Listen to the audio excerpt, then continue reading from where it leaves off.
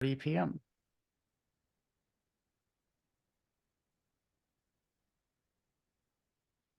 Call this meeting to order at 7:30 p.m. We have in attendance council members Fo, Lingua, and Kellon, and staff and myself. So we have a quorum. Councilmember Inyang has just joined. Members of the council, we have an agenda before you. If it can be shared on the screen.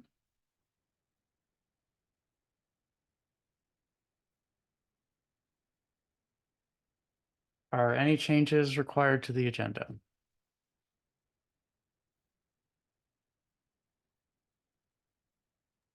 I have none. Okay. Director Barnes, as I understand it, our auditors would like us to approve the minutes of April 3rd, 2023. So if we can add that as legislative action item number 4. Certainly. Any other changes? And does anyone have conflicts of interest for any agenda items? I have none. No conflicts. Okay. Let's go ahead. May I please have a motion to approve the agenda as amended? So moved. Second. Motion by Councilmember Inyang, seconded by Councilmember Kellon. Is there any discussion of the motion to approve the agenda as amended?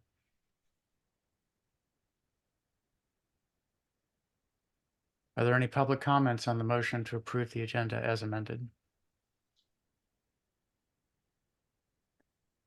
Hearing none, I will do a roll call vote of the present members. Councilmember Smith does not appear to be in attendance. Councilmember Fo? Aye. Councilmember Lingua? Aye. Councilmember Inyang? Aye. Councilmember Mejia does not appear to be in attendance. Councilmember Kellon? Aye. And I abstain. The motion passes 4-0. Next item on the agenda is a presentation from Municipal Attorney Sue Ellen Ferguson on the Comcast Cable Franchise Agreement. Thank you, Mayor. It's a pleasure to be here tonight. And I will answer questions at any point that you would like to ask them. I have been representing all of the municipalities except Bowie and Laurel during the course of the negotiations, which have gone on what seems like forever. But most of the agreements ended in, I think it was 2015. And we've just been going forward on kind of a continuing agreement between municipalities and the county and Comcast to continue with the old agreement until we get this new one. And so you'll note that the proposed agreement has an effective date of last year, which is intentional. But it took folks a while, and it's been taking a while to get everyone to adopt the ordinance that supports the agreement and the agreement itself. And you can see it's many pages long. This is a good agreement. As part of the negotiating team, we had the county and their separate lawyer who also helped out with the municipalities, and me, and a team of municipal representatives from various municipalities who spent a long time negotiating this agreement. Across the United States, these agreements are changing a good bit, in part because the cable industry is changing a good bit. This agreement still allows for the 5% franchise fee and a 3% PEG fee. One of the things that's new in this agreement is that in the past, Comcast did not charge for maintaining the iNet, which has now gotten a lot bigger and is now called the CNET, the larger system that connects everyone. It started out with just the iNet with Comcast fiber. Now it's the CNET because there's also county fiber, but everyone uses the same system and everyone is on that system now, all the municipalities and the county. So Comcast wanted to charge a maintenance fee this time. We have been able to negotiate that fee to a set amount every year which is proposed to be shared by the county and the municipalities as we go forward, since we're all in the same system. And on top of that, even though it's not traditionally a capital expense for which you can use your PEG monies, they have agreed that you can use your PEG monies for this. And so it's not monies that would normally be going into your general fund that you'll be using to pay for this. The proportion of the fee that Riverdale Park will have will be pretty low. And a very manageable amount based on the amounts that you're going to be receiving from this franchise agreement. The term is 10, which is not as long as the last one, but is longer than some other other areas are entering into. We have had the benefit, as I said, of the attorney who's been representing the county, who is just a cable lawyer. And so he has experience nationwide, and this is a rich market. Prince George's and Montgomery counties are a rich market.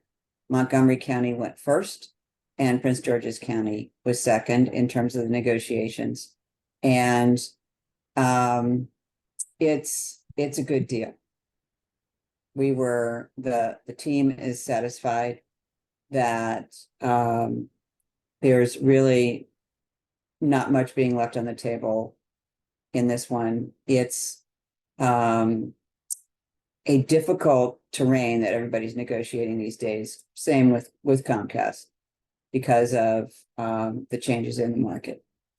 So the all 44 pages are there for you. There's also a settlement agreement in there, which resolves a number of issues that the original negotiating members had with Comcast, and out of that settlement, we were able to get some additional concessions, which are part of this agreement also. And Riverdale Park is an authorized party by the other municipalities that were part of the original agreement. And so Riverdale Park has full ability to use the iNet and the CNET. And you have been, actually, at this point you are.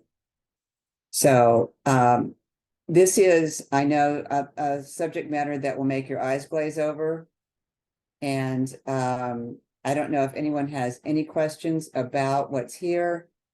And I'm happy to answer them. The negotiating team does recommend that you adopt this franchise agreement, and it requires an ordinance to do so, which is why you have the introduction of the ordinance also.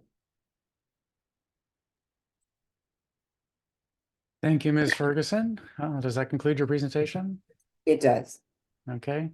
I have a few questions, but I will let the council members go first. Council members, you have questions?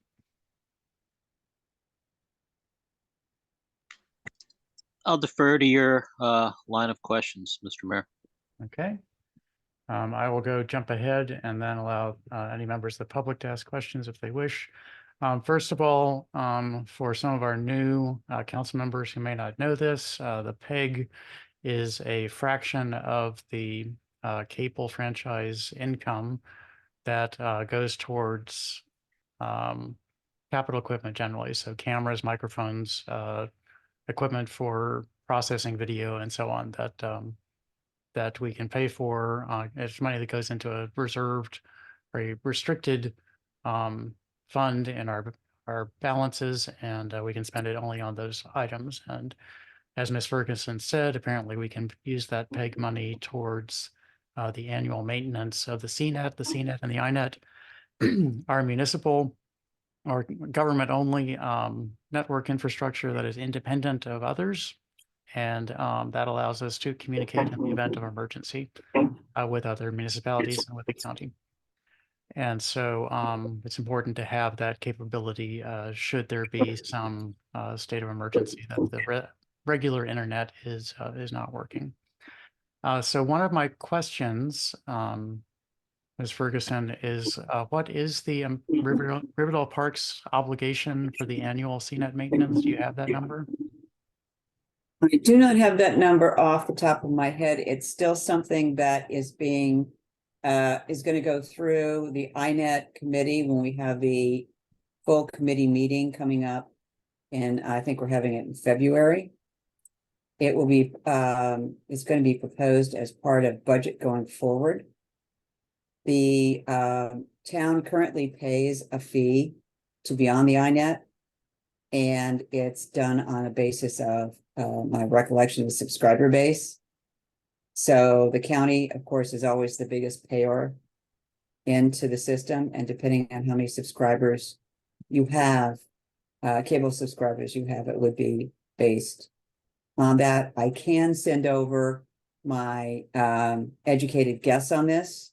Okay, And because it'll be based pretty much on what your INET share is right now. okay. And so And you can yeah. get that to us in the next few Will days. do. Okay. Yes. Another question, this is a bit more vague, is you said that Montgomery County had adopted a similar ordinance recently. Are there any substantial differences between their ordinance and this one? Are there agreements? There are some substance differences. In part, it's because their system is set up differently. They don't share channels like the municipalities do here. Because you all have 2 to 3 channels, and you all share it. So in Riverdale Park, it's used by Riverdale Park. In University Park, it's used by University Park. It's slices of that channel are used by the different local governments, municipal governments. In Montgomery County, it was different than that. And so our agreements do not look the same. It was more important in terms of who gets high def, but you will definitely get at least one high definition channel. And we have found that whether you're using one right now or not. And we have found that for most of the smaller municipalities, that is enough.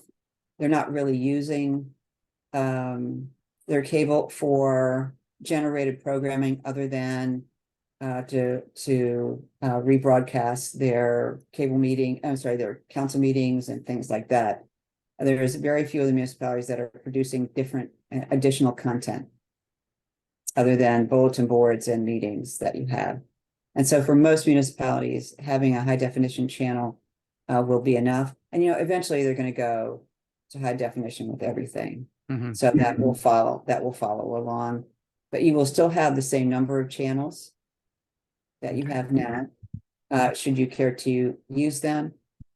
This go around, unless you're already using 2 of them, Comcast is going to want to see some plan for actually using the channel, because for those slices of the channel that aren't being used, say by Riverdale Park or by District Heights or whatever, they will put some other programming on there. But the county usually will put the programming on. It'll generally revert to county. So, there are some differences, but nothing that there's some when it comes to customer service. Actually, you have a better arrangement for customer service in terms of brick and mortar places to go than Montgomery does. Okay. Last question. As you mentioned, the landscape of cable and telecommunications in general is changing. And I did not have a chance to read through the 135 pages of this document completely over the weekend.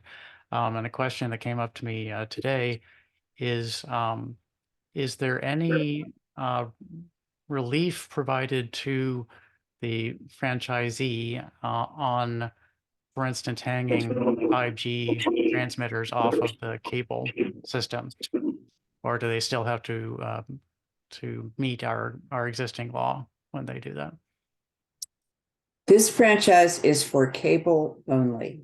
Okay, So if what you're talking about is the 5G, the small cell installations like that, you are, they still have to have your permission. And that's a separate law altogether. I know we gave everybody a format to follow a number of years ago for that. Hopefully that's all happened there. That's all happened. Great. And so they're starting to wake up. There are some towns that are getting requests now. I don't know if you all have gotten some, but there are some towns that are getting actual requests to start hanging the 5G. And that's a totally separate issue. Okay, that I just wanted to make sure that, you know, while we were giving them permission to run cables and set up their infrastructure and so on, that we weren't giving away our oversight that we currently have over that. No. Those are all of my questions.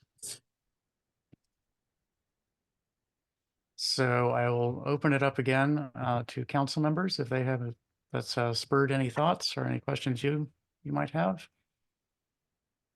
And not seeing anyone unmuting. So are there any questions from members of the public on this cable agreement?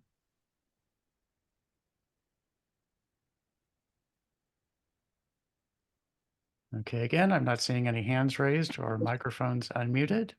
So thank you, Ms. Ferguson. I appreciate the presentation and the information and the massive amount of effort I know you've put in to negotiate this this very detailed agreement. So thank you so much for the presentation. Appreciate it. It's always a pleasure. Okay. Council members, let's move on the agenda. Next item on the agenda is public comments. Are there any public comments this evening?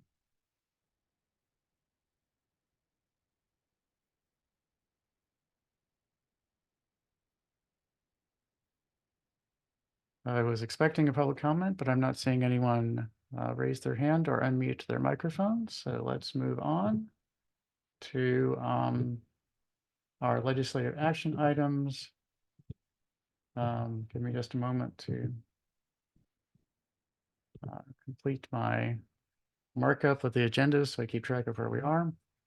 The first item is related to the presentation is the introduction of ordinance 2024-OR-01 regarding the Comcast cable franchise agreement. This is the agreement that was provided earlier this weekend. And again, this is just an introduction of the ordinance. We will have the next week or so to review the ordinance, review the agreement, and any changes can be brought up at next week's meeting.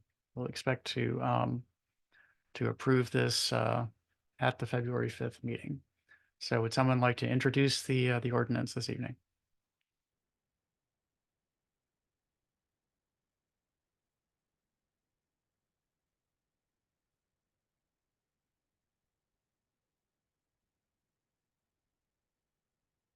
Any member? Right. Mr. Mayor, I'd like to introduce an ordinance 2024 OR-01. Excuse me. And this is an ordinance concerning the cable franchise renewal with Comcast of Maryland, LLC. And this is for the purpose of granting renewal of a certain cable television, franchise agreement to Comcast of Maryland, LLC. And it would be also approving a certain franchise agreement, providing the provisions of this ordinance are severable and generally relating to cable television services in the town of Riverdale Park, Maryland. Thank you for that introduction, Councilmember Lingua. The town staff will advertise this introduction of this ordinance appropriately, and we can vote on it next week after review. Moving on legislative, by the way, it is traditional that we do not discuss ordinances at introduction, but only at the approval at the next meeting. So moving on, Next item on the agenda is a motion to adopt resolution 2024-R-01 regarding vision and commitment to arts and recreation. Would someone like to make a motion to adopt resolution 2024-R-01? So moved. Second. Okay, if we can scroll down to look at the text of the resolution. So are any changes required? We've discussed this at a few meetings. And I think that staff has responded to our comments. And do any council members have a desire to see anything change in it, or is it good? It's good for me. Not seeing any comments. Are there any public comments on resolution 2024-R-01, adoption of a vision and commitment statement to arts and recreation?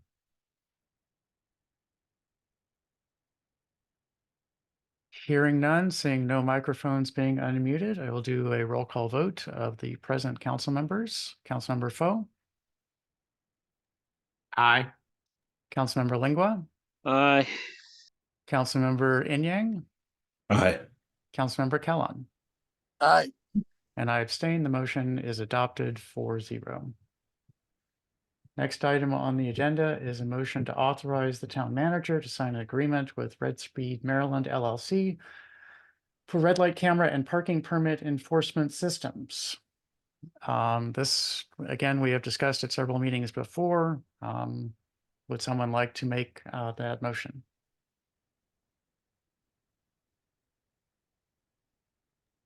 So moved. Seconded. Motion by Councilmember Inyang, seconded by Councilmember Foe, to authorize the town manager to sign an agreement with Red Speed Maryland LLC for red light camera and parking permit enforcement systems. Can staff give us a brief overview of this agreement? Yes. Good evening, Mr. Mayor and council members. Staff would like to request the mayor and council to authorize town manager to sign the agreement with Red Speed Maryland LLC to install and operate a red light camera enforcement system and parking permit system. Just to provide some background on during the January 8, 2024 legislative meeting, a draft agreement was shared with the council members and to review the agreement, and a few questions were asked.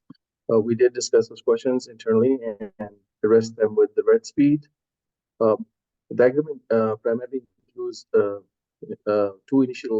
initially 2-year term, with the possibility of extending for 5 additional 1-year periods. It also includes installation, maintenance, and operation of both the red light camera and enforcement system and the parking permit enforcement system. Additionally, the agreement also stipulates that the town has a right to terminate the contract by providing a 90-day notice or by either party. There was one question that was asked during the last meeting, which was regarding by the council members regarding the pricing for parking permit system, and we just want to confirm that it's a tier-based system. So basically, the first, as mentioned in this report, the first tickets, 200 tickets, would be priced at one rate, and the next bracket or the next tickets that lies in that bracket, which is, let's say, 201 to 500, would be priced at another rate. So it basically it's not the case that all of the tickets will be charged at the same rate. Finally, Tom would like to request as an action item for the mayor and council to authorize town manager to sign that agreement. Thank you, Mr. Hayter. Council members, any questions? Mr. Hayter? Any additional discussion of the motion by the council?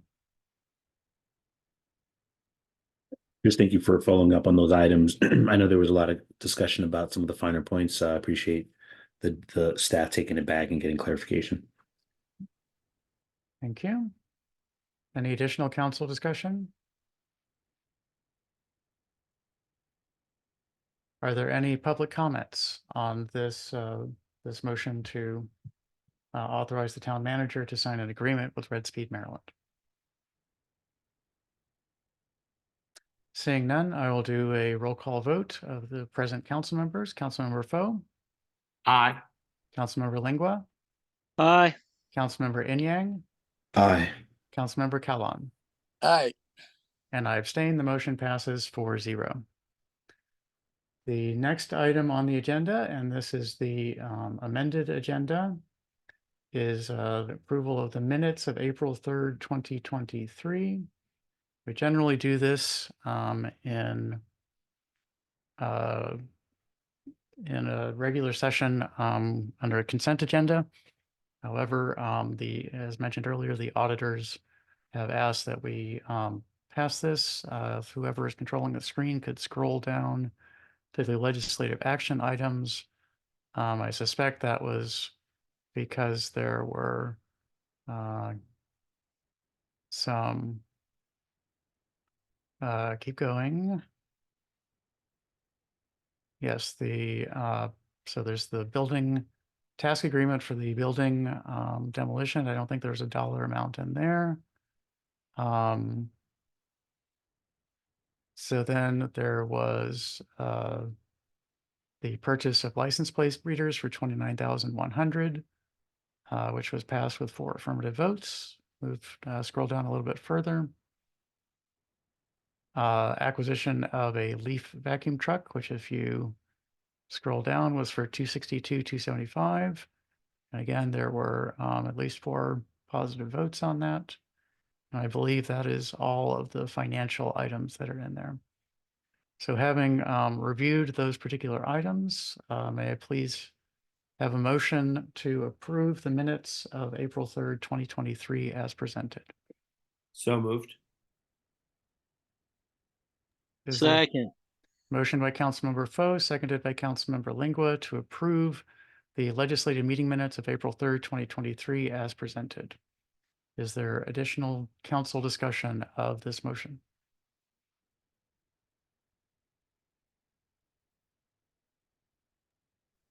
Mr. Mayor, Yes, sir. during April 3rd, 2023, I was not in the council, so I think I have nothing to say about it. Very good. Thank you. Any additional council discussion? Or any public comments? Seeing none, I'll do a roll call vote again of the council members who are present. Councilmember Foe, Aye. Councilmember Lingua, Aye. Councilmember Inyang, Aye. Councilmember Kalan. Aye. And I abstain. The motion passes 4-0. That brings us on the agenda to new business. Are there any items of new business? Mayor Thompson, there's just another set of minutes. I just want to make sure that we had approved those as well. Can you please bring it up on screen? I did not see that in the folder. Was there 2 sets in the document that was provided? June 5th? Is that correct? Yes, that is correct. Those are the minutes that the auditors are requesting approval of. Okay, I missed that set in my very quick review. And I think it might have been June 5th that actually had the items that I mentioned. The financial items. So let me scroll through the April 3rd.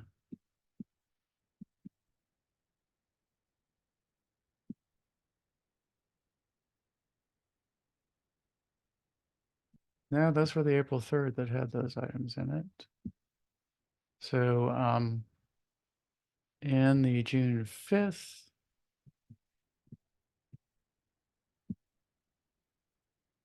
scrolling as fast as I can here.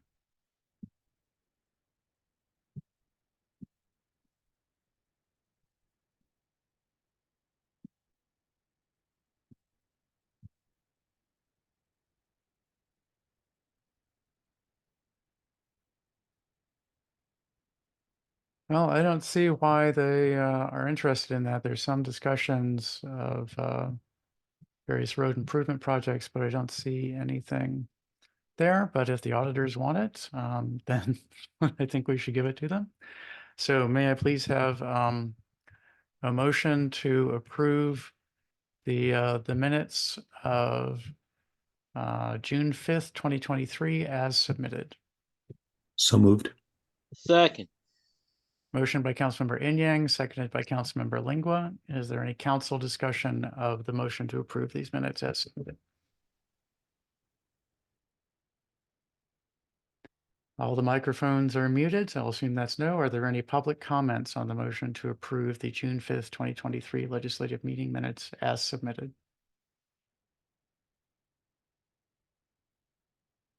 Seeing none, I will do a roll call vote of the present council members. Councilmember Foe, Aye. Councilmember Lingua. Councilmember Lingua, you're muted.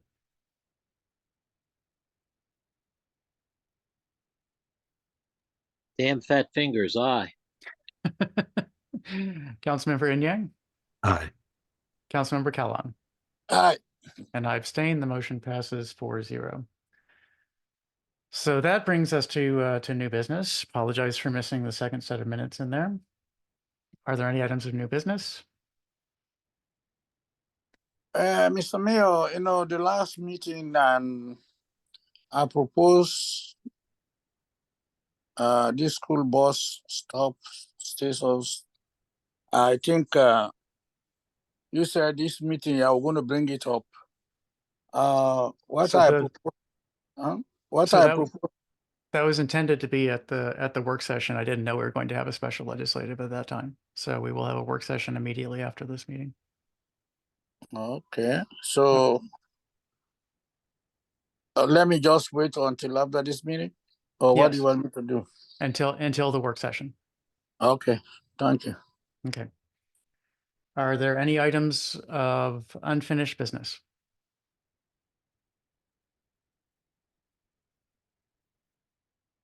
Hearing none, may I please have a motion to adjourn? So moved.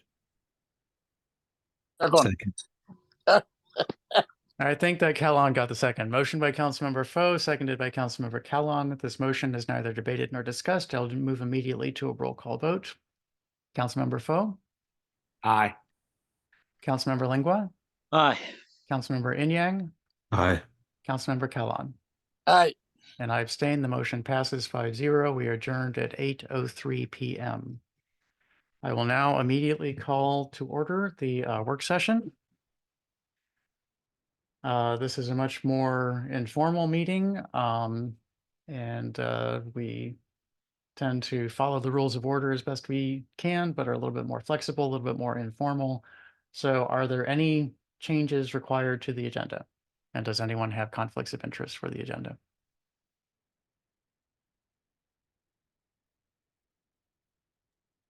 I have neither and none. Okay, very good. Seeing that everyone else is muted, I'm going to assume the same for them. So let's move immediately to the presentations. Presentation number 1, update on violent crime in town. Deputy Chief Turner, can you walk us through this? Yes, Ms. Marks.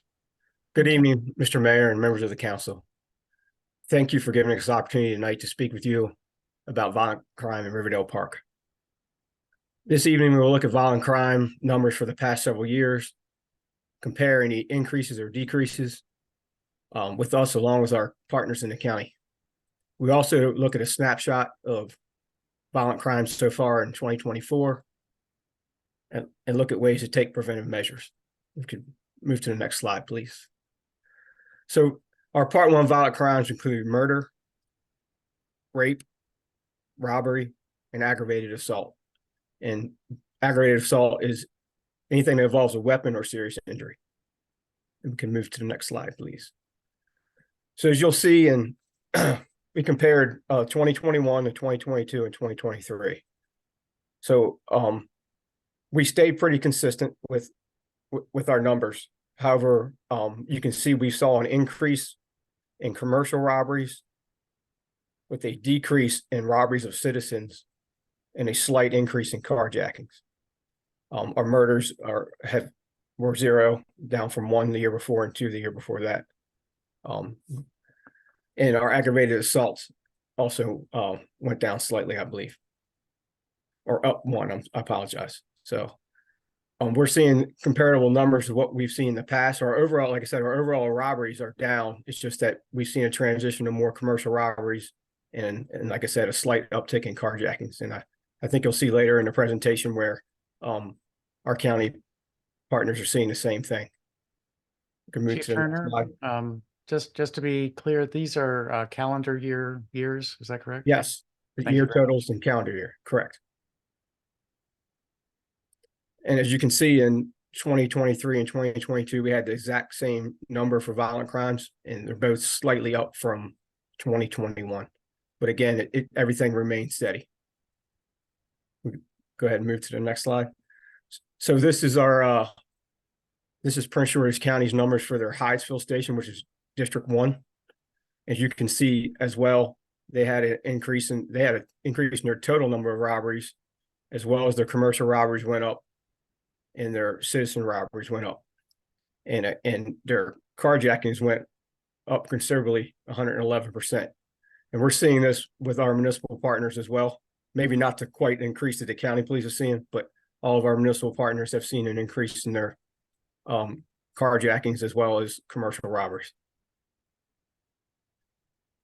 So this is a snapshot of what we've seen so far in 2024. So on January 4th, we had a robbery of a taxi cab driver in the 5300 block of Riverdale Road. That same suspect committed a robbery at the same location in December. Our detectives were able to identify this suspect, and he has now been arrested and charged with both robberies. And as well as the county police were able to charge him with 4 additional robberies that occurred outside the town of Riverdale Park. On January the 14th, we had a commercial robbery at the McDonald's in the 5600 block of Riverdale Road. We had a robbery there again on January the 20th. And with some outstanding work from our detectives, we were able to identify both suspects in this robbery. They've both been charged or are currently incarcerated, as well as we were able to give their information to the county police, and they charged them with additional robbery in New Carrollton. The only other, we had an attempt robbery of the 7-Eleven in the 6300 block of Baltimore Avenue. And if you remember, this establishment was robbed in October by the same suspects. This is a crew of individuals that you may have seen in the news that are targeting the DMV. Prince George's County has experienced over 50 of these, and our investigators are working with surrounding investigators from Virginia, all parts of Maryland, and the District of Columbia, and with our federal partners trying to identify this group. Generally, they're not violent, but they have displayed firearms in a couple of their robberies. If we can move to the next slide, please. So some preventive measures that we would like to take is your situational awareness, always having an avenue of escape, keep your doors and windows locked, have your mobile phone ready and charged, be wary of how carjackers lure victims. What we see sometimes is if you're purchasing something on the internet and you go to meet up with someone, a lot of times it's a setup for a robbery. So, we ask you to do that maybe at a police station or a very populated area, such as a shopping center in the daytime, not at night. Avoid being alone in your vehicle in dark and isolated areas. And a big one here is avoid using isolated ATMs, especially late at night or early in the morning.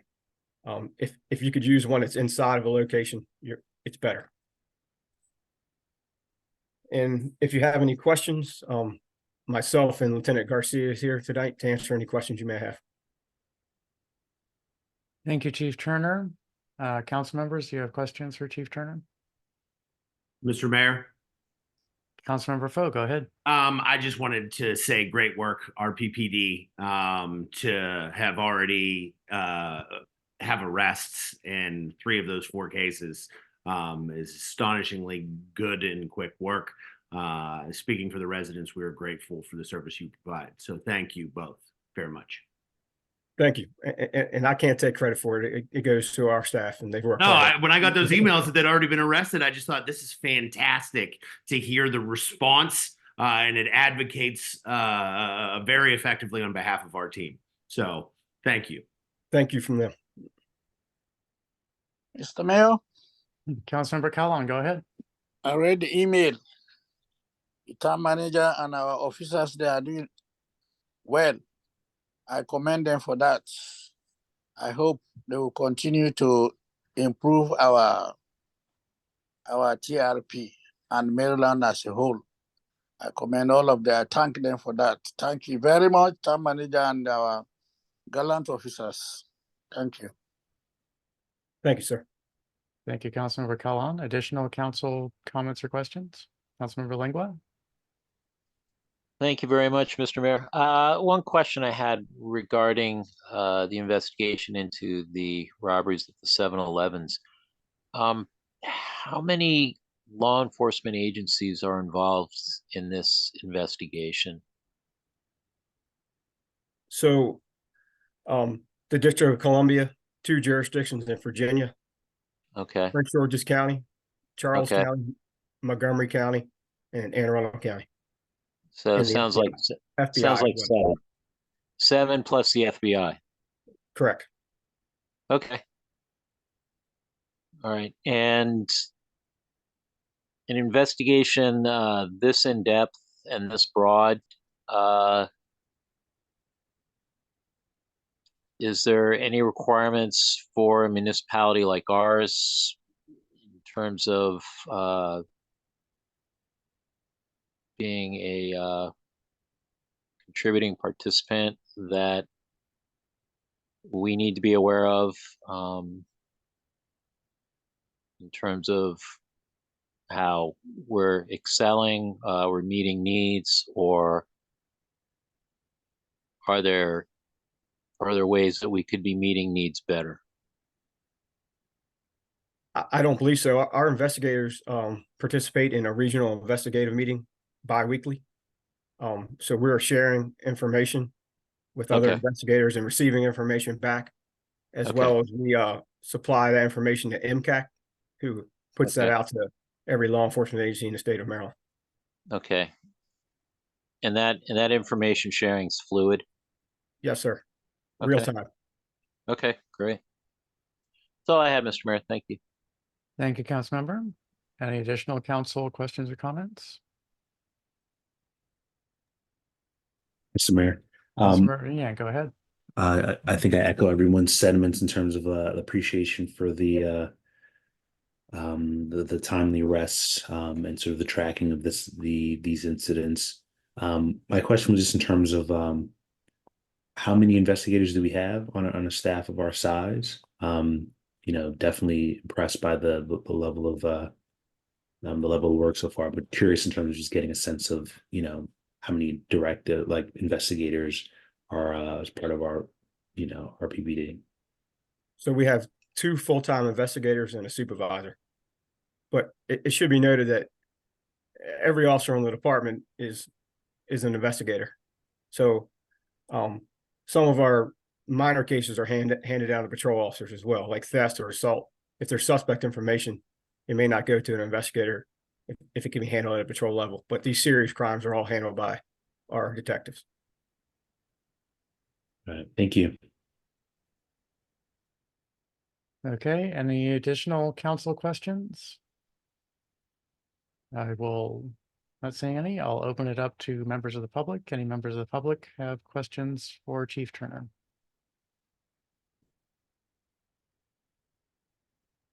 Doesn't look like any members of the public are unmuting their microphones, so I will echo the comments of the other council members and thank our officers for their work. And I heard from the town manager that there was some very good policing that our officers did and tracking down some information on some of these crimes. And it's nice to know we have the police department here to help us out. If we were just had county police, then these crimes may not have all been solved, or the ones that were solved may not have been solved. So again, thank you, Chief Turner. Please thank all of the officers on the force for us for the good work. I will. Yeah. Thank you. Just sort of referring to the presentation, back to the presentation as a whole, and not just focusing on the most recent crimes. It is a little bit upsetting to see the increase, particularly in carjackings in the county, because as happened a few days ago, the carjackers are sometimes going through on one of the major thoroughfares that go through town. And so I'm hoping that all members of the county and the county police force can also start to get the carjackings a bit more under control, because that's a scary thing. And one of our homicides, perhaps both of our homicides a few years ago, were related to carjackings. And so it's a crime that can lead to the death of those involved. And one word of advice, or words of advice, that I would give to everyone that wasn't necessarily on your list is that if you find yourself in the middle of a carjacking, then just give them the keys and back away, because you can get a new car, you can't get a new life. And just add those words of advice. So thank you again, Chief Turner. And let's move on the agenda. Next item on the agenda, please give me a moment to mark where I am so I don't lose track, is fiscal year 2025 budget, fund balances, and initial year-end projections. Good evening, Mayor and Council. In continuing our conversation with the fund balance or the budget development, we're going to cover tonight the fund balance projections that we have for FY 2024. And we wanted to take this opportunity to look at the projections that we have for 2024 and look at the opportunities to review the projections for this calendar year.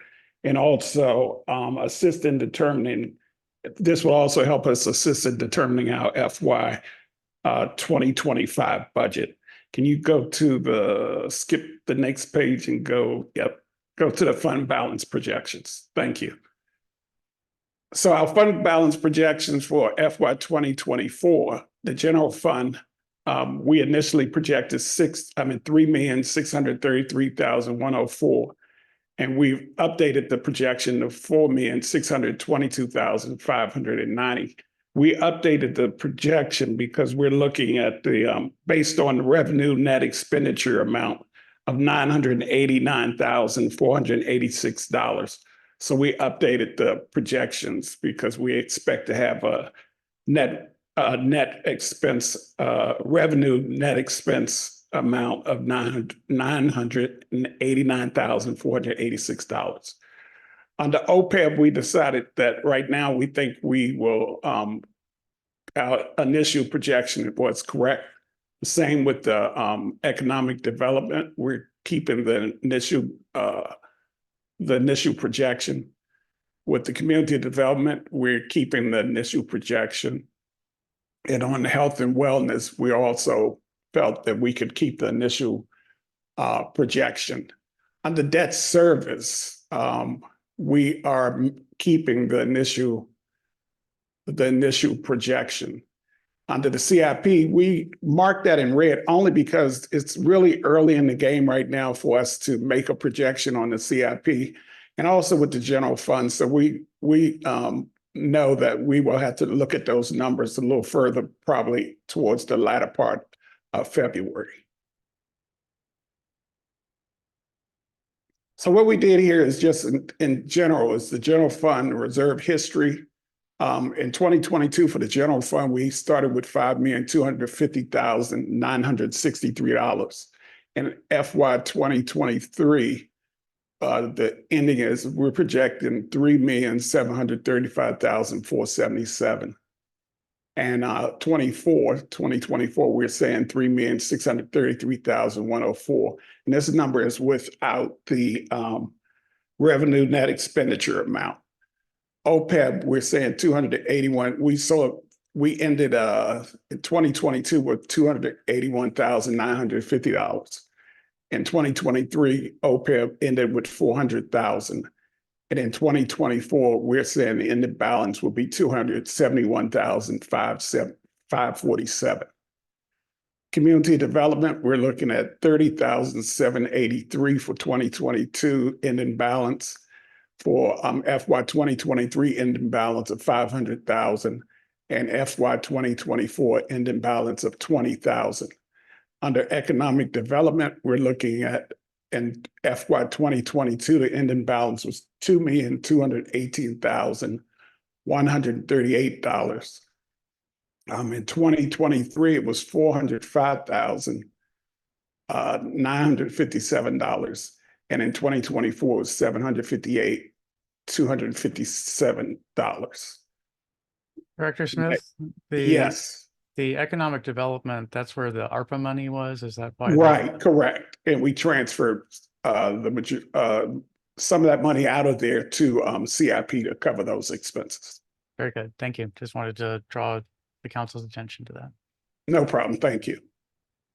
Next slide, please. Health and wellness, we have 146,472 for ending balance for 2022. Ending balance for FY 2023 is 81,772. And we're projecting an ending balance of for 2024, $61,984. For debt service, FY 2022, 62,603. For FY 2023, the ending balance of 62,608. And for FY 24, we're projecting right now a balance of 224,911. Special revenue TIF, we're ending balance for 2022 was $375,580. For FY 2023, $589,787. And for FY 2024, $315,474. And for CIP, we're looking at $1,334,061 for FY 2022. For FY 2023, it's $502,765. And for FY 2024, we're projected ending balance of $1,285,314. Next slide. So we just wanted to show the history here of the general fund and the oh, somebody had a question? Yes.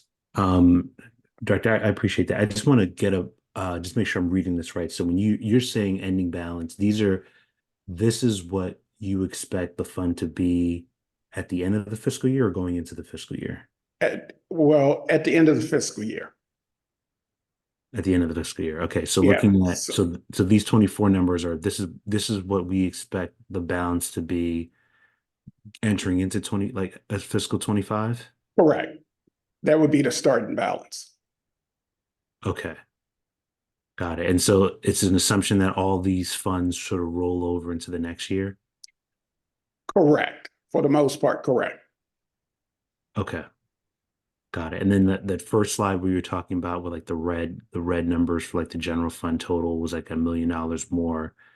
That you were saying that you're essentially expecting to have like 900 something, almost $1 million more net revenue at the end of this year than you projected at the beginning of the year.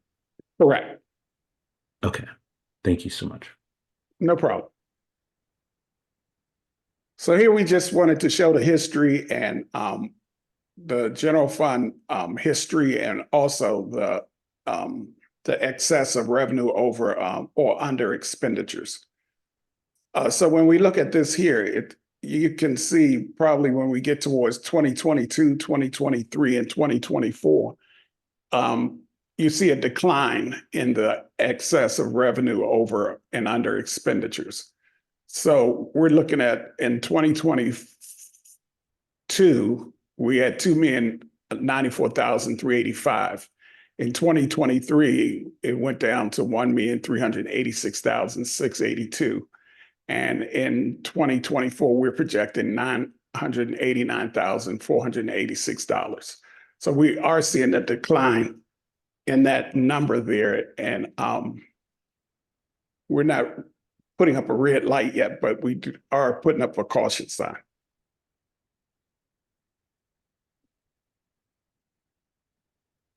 And if there are any comments or questions, staff is available. Council members, comments or questions for Director Smith? Yeah, Mr. Mayor. So I appreciate you flagging the fact that at first glance, the almost $1 million in reserve seemed like a really high number, but I think that last slide sort of tells the tale of actually, we typically have more. What was the original amount that was sort of projected going into the year, and then now we're finding that it's going to be 989,000? Well, the original amount would have been, I think, if I'm correct, it's 3,633,104. And we expect, and I don't know why we put that number in red, but it shouldn't be, but we expect it to be, have a net expenditure of 989,000. So you could take the 363,633,000 and add it to the 989. Got it. I guess. And that puts us at the 4,622,000 that we projected back on the other page. I guess I'll ask it a different way. Do we anticipate going into a budget year? Do we have a number that we sort of aim for, or this is always a sort of a surprise at the end of the year when we find out what the final numbers are going to be? It's it's sort of a surprise at the end of the year. It all depends on, spending. It all depends on salary savings. It all depends on a lot of things. So if those things are there, then we will see we could have that net increase there. But it depends on several things. But okay. So that's why it's kind of like we have to wait till we get into the year to start deciding on if we're going to have one at all. I will weigh in here, Councilmember Inyang. When we budget, then we typically are very conservative in our estimates of revenue, and we tend to be generous in our expectations of expenditures, because you Correct. never know what's going to happen during the year. And if you budget that way, then at the end of the year, you end up with an excess of revenue over expenditures. And then what we typically do with that excess is we move it into the following year's capital expenditure budget in order to fund those items. And so I wouldn't say that it's completely a surprise, but we do budget, as I said, conservatively, just in case something happens. So for instance, if energy prices spiked during the year, then it might be that our expenditures for fuel, for heating and air conditioning of the town buildings, for all of those items would be higher. And so we tend to aim high in the budget for that sort of expenditure, just in case energy prices do spike during the year. Thank you. Additional council questions or comments for Mr. Smith, Director Smith's presentation? Are there any public comments on Director Smith's presentation? Comments or questions?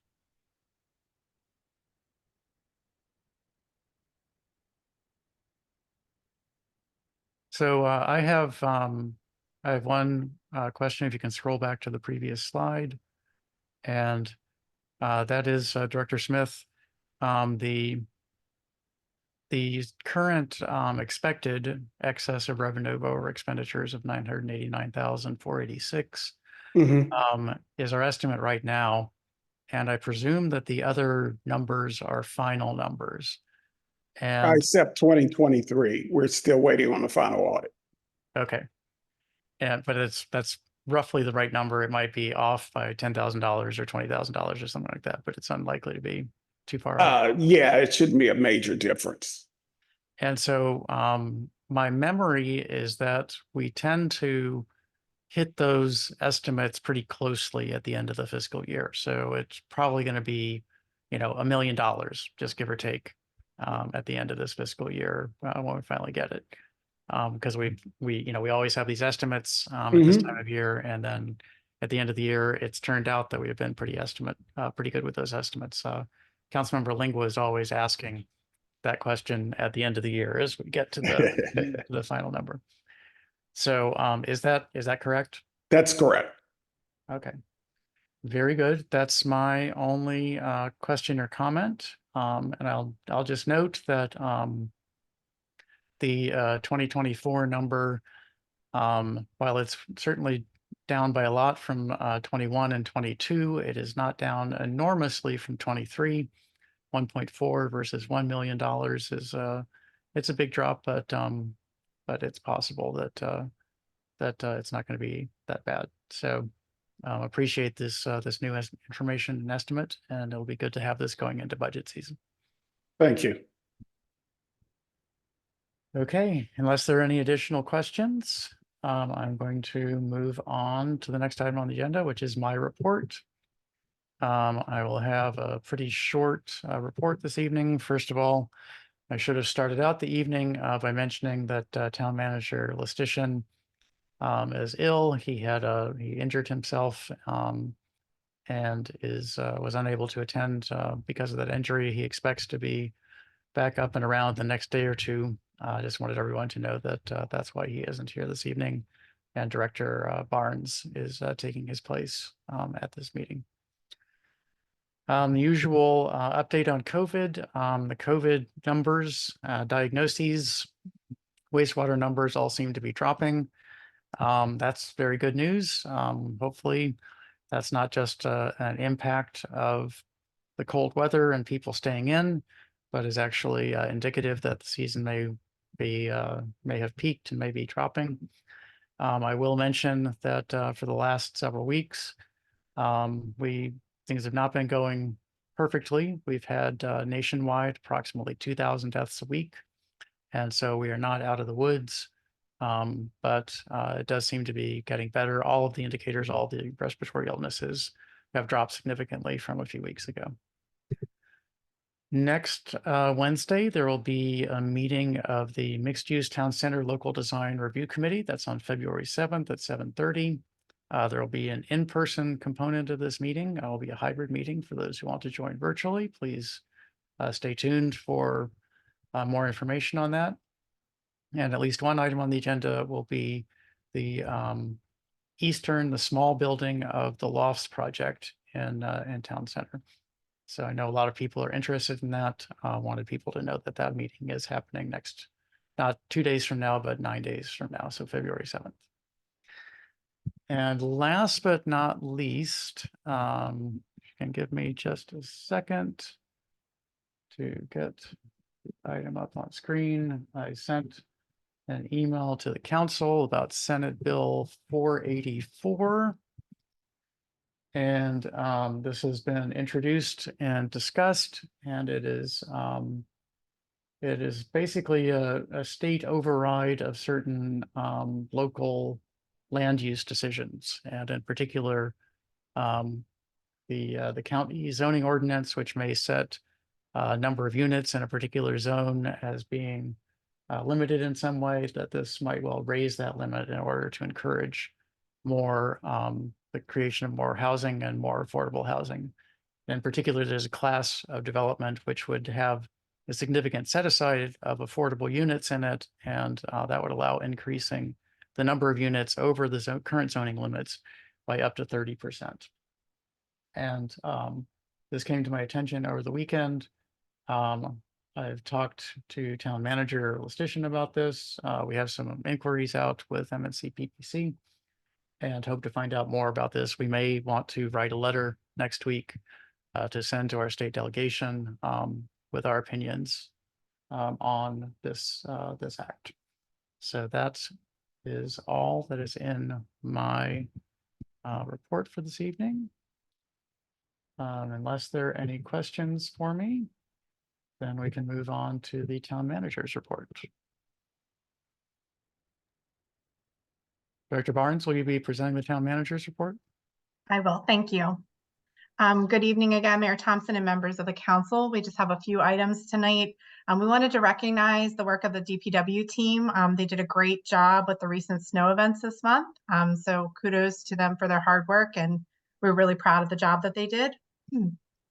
The 54th Place alleyway will be closed starting on February 1st. So as we prepare for the 54th Place Pocket Park and Tot Lot, that roadway will be closed. There will be barriers there, as well as the electric, the e-sign to give notice to residents. We also have put something in the town crier, and there will be more messages on social media regarding that closure. We are very proud to report that the first printed bilingual edition of the town crier will be out in February. So that is a big accomplishment. This may very well be the first time that we've been able to have the town crier in English and in Spanish and in print. So we're really pleased to announce that. We're still working on the Crescent City's Valentine's Day lunch. This is similar to what we used to do, which was our seniors luncheon.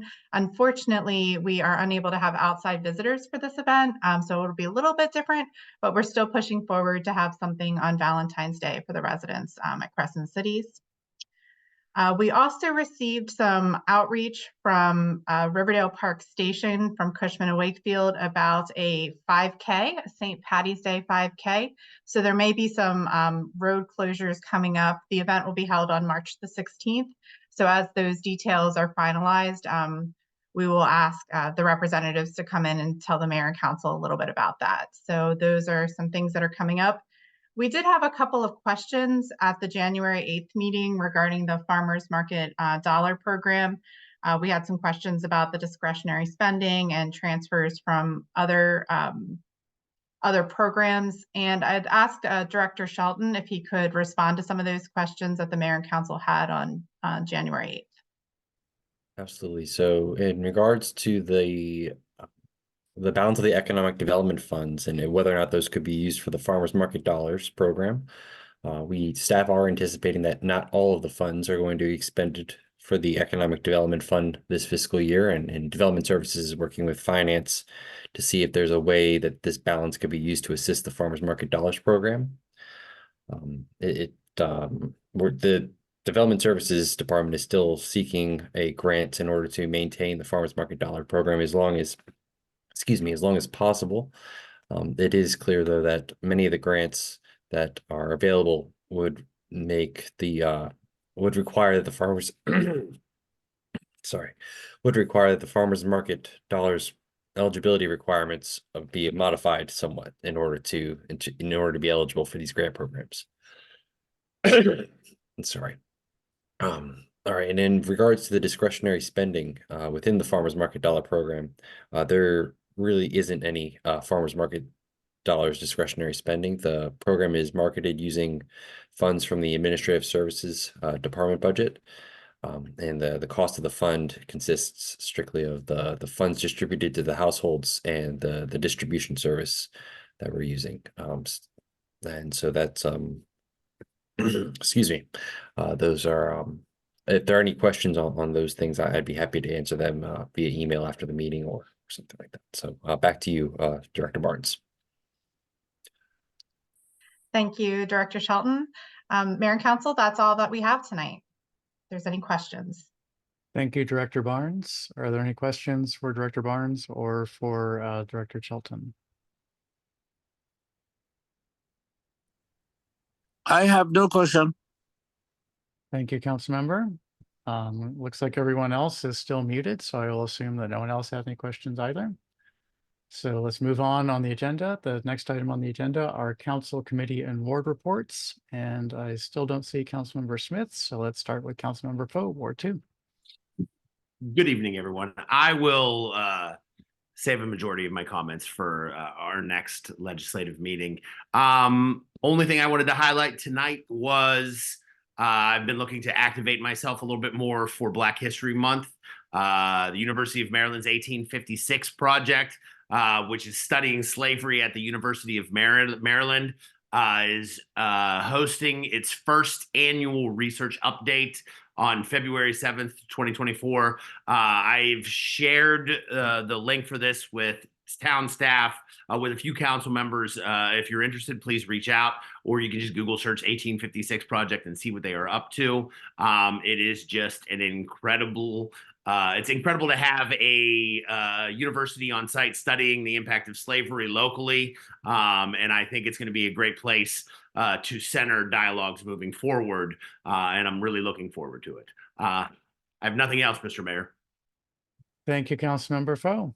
That does look like an interesting program. I hope they're recording it. I'd like to watch it another time because I have to work during the actual presentation. I'm lucky to have the hours I do. Okay, Councilmember Lingua, Ward 3.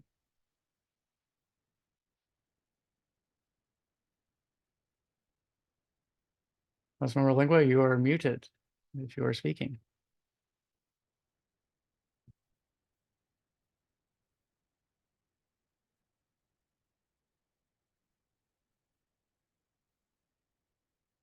Councilmember Lingua, I'm going to skip ahead to Councilmember Inyang, and we can come back to you if you can get unmuted. So Councilmember Inyang, Ward 4. No problem. Good morning. Good evening. Good morning. Good evening, everyone.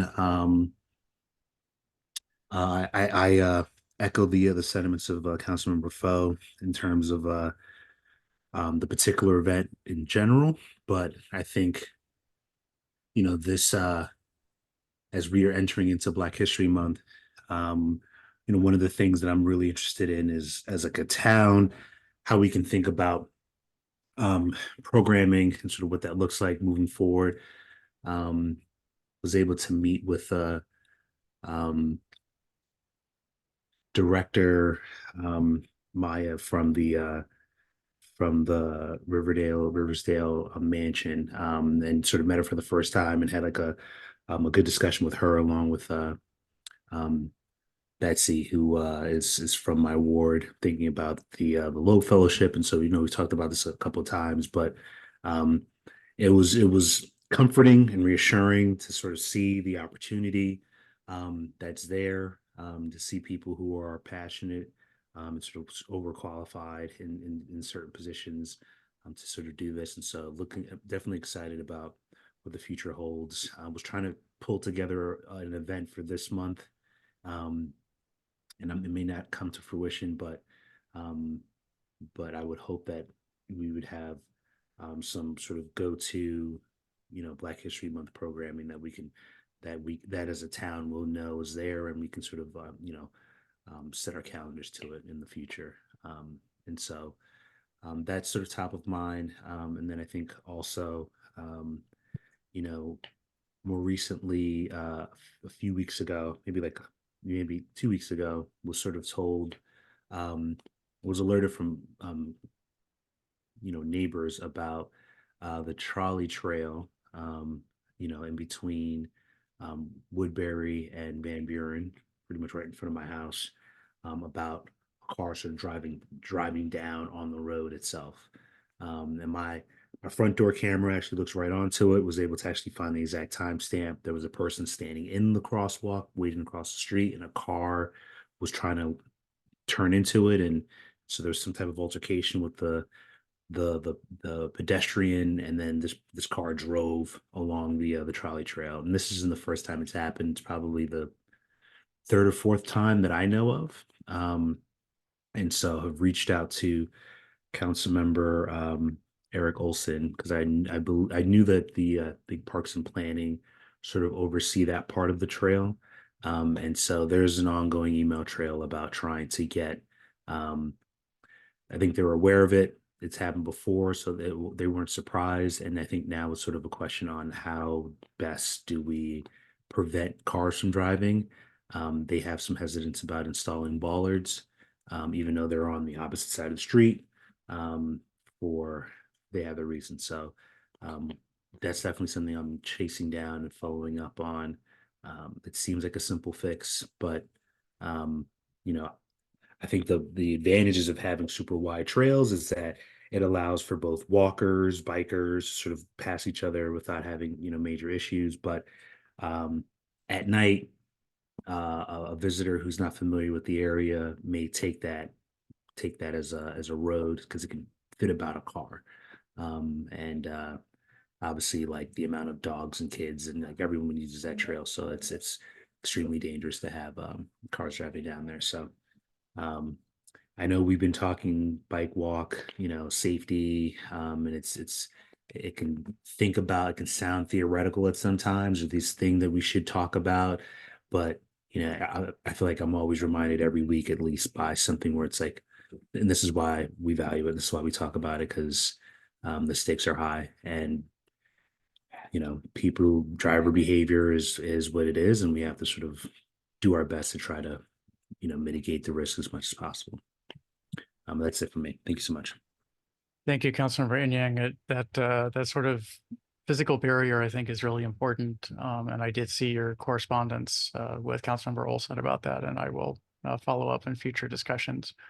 It's people who are driving make a lot of mistakes, and they could be deadly. A lot of people in town center end up turning onto the railroad tracks, once a year or so. Then somebody mistakes the railroad tracks for a road and turns onto them and finds generally their wheels spinning and they can't get out. And if a train comes through, then their car will be demolished. And if they don't get out of it fast enough, then they can be in trouble very quickly.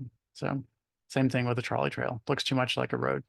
So have to put a barrier there to keep them from driving on it. Councilmember Lingua, have you found the unmute button? Yes, nothing to report at this time. Okay, thank you very much. Appreciate it. That brings us to Councilmember Calon, Ward 6. Do you report for this meeting? Yeah, Mr. Mayor, 2 weeks ago, I was inspecting some sites in my wards until when the snow came. But we have some problems. Most of the streets, the divided lane, the paint are faded. When you drive in the night, some people left their own lane, come to the other lane because there was no paint. The paint has been faded on the street. So many people were making this, like when I went to the McDonald's here, I have many people in my ward, when they go there in the morning, they explaining some things to me concerning the road paints are faded. So when they are driving in the night, they can never see the divided lane. Sometimes it link to the other drivers' own side. So I said, well, I will see what to do. I will discuss this with the mayor and council and town manager to see what they can do. Then moreover, I think, are we on the work session now? Yes, we're in the work session. Okay. As I was saying, concerning the school bus stop, I would like the mayor and council and town managers to erect school bus sign where the school bus going to stop for the students. And on this placard, they're going to put the time when the students are going to be there, when the bus is coming to pick them up. Because sometimes it's giving the hard time. Some of them don't know where to go and wait for a bus. But if they know this place is a place for the school bus stop, they can go there and wait for the bus. So that is the proposal I made the last time. So today, I have the privilege to bring it up again. Thank you, Mr. Mayor. Thank you. I will add this to my list to discuss with the town manager tomorrow night. Trying to find the appropriate section to put it in here. There it is. Traffic and road safety. School bus signs. It just to give you a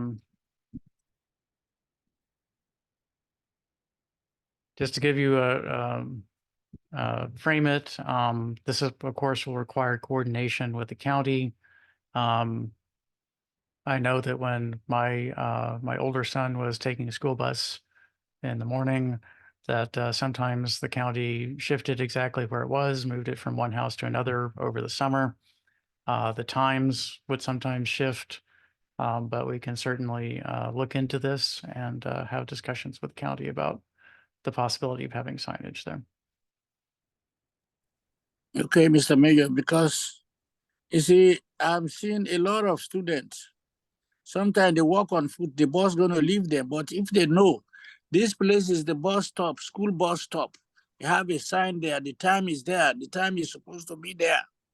Even not in TRP or the whole Maryland or the whole country, let them have a school bus stop and they have a sign. The whole country, the whole America, that will be fine for the students. They know this time I have to be at this bus halt. And this is the place where I'm going to go and stand and wait for the bus. So that's why I think about this. I brought it up.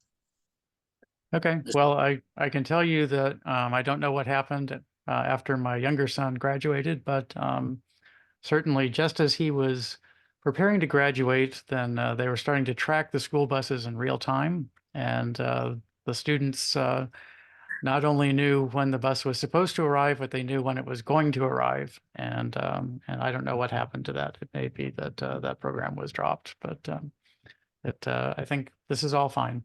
We can certainly look into it and look at what the expenditure would require. Right, thank you. It's the whole America, not Maryland alone. Well, doing it for all of America is going to be troublesome, but we can discuss it with the school system, and we can certainly find some money in the budget and put up signs ourselves. I don't think there's more than a few dozen at most school bus stops here, and so we could possibly do that just in town as an example. And then when everyone saw how well it worked, then maybe everyone else would start adopting it as well. Yeah. Thank you, sir. Okay. Okay, that brings us on the agenda to public comments. Are there any public comments this evening? Hello, good night, Mr. Mayor and council members. My name is Norma Lopez Luna, and I reside on 5421 Powhatan Street. I have a request for tree maintenance in front of my house. The tree belongs to the town and is a large old tree. We have requested several times before, but have not received any maintenance. So I just want to raise this issue. Okay, Ms. Lopez, I missed the last two digits of your address? 54, what were the last two digits? 21. 421 Powhatan. Okay, I will Yes. bring this up with the town manager tomorrow night and find out what's going on, and I will try to swing by there sometime in the next week or two, depending on weather, and see if I can figure out what's going on.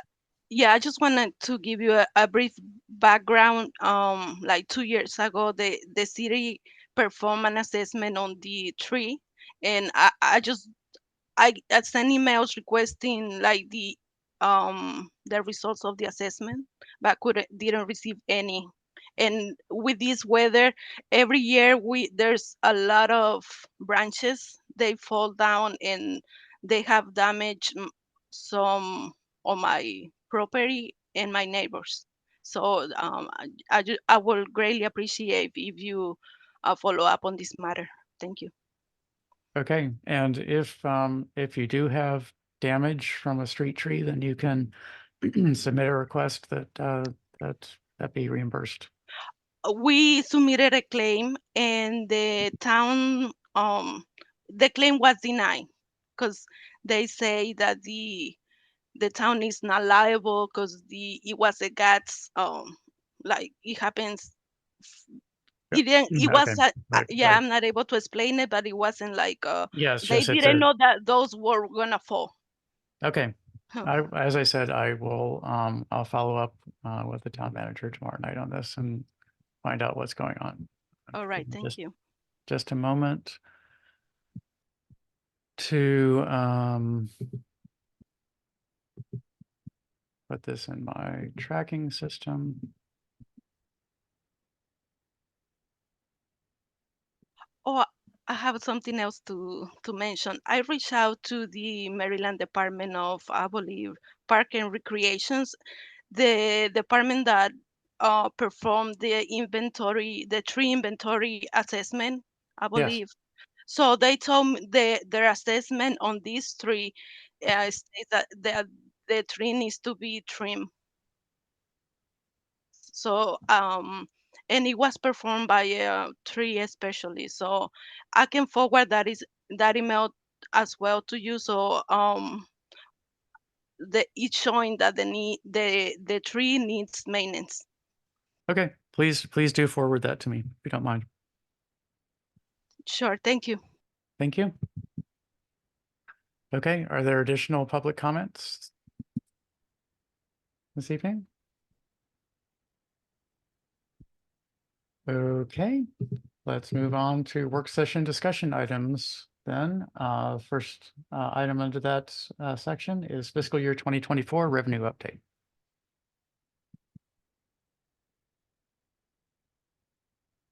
Good evening, Mayor and Council, once again, and residents. I want to go over the FY24 revenue update. The revenue update is from July 1 through June 26, 2024. The real estate tax is $5,283,736 for 2024. 2023 is $4,926,152. For 2022 is $5,085,746. And for 2021, it was $4,907,177. We up to budget this year, we've collected 89% of the real estate taxes. Last year, at this time, we also had collected 89% of the real estate taxes, so we are on point for that. Our personal property tax, $391,642. We've collected 91% this year. For FY23, it was $297,617. And last year, this time, we had collected 39%. And for FY 2022, we collected $494,135. And at that time, we were at 128% collected. So we were over. And in 2021, we collected $689,557. So far, we are on point to meet that projection. On local income taxes, $398,600, which is 49% of budget collected. $374,245, that's 54% in 23. In 22, it was $327,519, which was 54%. And in 21, it was $358,581, which was 90%. So once again, we're on point to meet the target. Operating taxes, $257,976 for 2024. We have exceeded the budget so far this year. In 2023, we were at $229,696. We exceeded the budget that year. And in 2022, $224,778. And we exceeded the budget in 2022. In 2021, it was $556,812, and that was 27% of the budget. So once again, we're on budget, on point to meet the budget. Overall, in local taxes, we have collected 85% of our budget. And licenses and permits, we have multifamily rental licenses, 112,460 for 2024. We've collected 98% of the budget. In FY23, 148,915. We collected 129% of the budget. In FY 2022, it was $118,095. That was 89% of the budget. And in FY 21, it was $126,270, and that was 118% of the budget. Under single family rental license, $14,600, which was 88% of the budget so far this year we've collected. Last year was 15,800. At the same point last year, we were at 99%. At 22, we were at 15,000, which was 75%. And in 21, it was $21,313, and that was 107%. Under building permits, we have not collected, we're at 0 this year. Last year, we collected, 23, we collected $14,473, which was 90% of the budget. And in FY 22, we collected $11,824, which was 59% of the budget. And in FY 21, we collected $9,494, which was 47% of the budget. Under business licenses, we collected $27,540. That's 90% of the budget so far this year. Last year, this time we collected $27,820, which is 93% of the budget last year. FY 22, it was $28,270, which was 113% of the budget. And in FY 2021, it was $21,743, which was 87% of the budget. So once again, we're on target to meet the budget. Business licenses and business license county, we've collected $60. That's 2% of the budget. In FY 2023, we collected $3,212. That's 92% of the budget. And in FY 2022, we collected $8,878, which was 400% of the budget. So we went over there. And in FY 21, $4,286, which was 214%. Parking permits, it was $338, and that's 135% so far the budget we've collected. Last year it was $125, which was 25% of the budget for parking permits. FY 22 was $450, which was 90% of the budget, and FY 2021 it was $1,375, which was 275%. Alarm registration for FY 2024, $2,200. That's 86% has been collected. For FY 23, it was $2,160, which is 86% collected. FY 22, $2,000, 63% collected. And in FY 21, it was $1,680 for 53% collected. For a total this year, for FY 2024, we've collected under licenses and permits, we've collected 80% of budget. In 2023, it was 107% of the budget. And in 2022, it was 97% of the budget. And in 2021, it was 110% of the budget. Under abatement fees, we have municipal infractions, $1,850. That's 88% of the budget collected.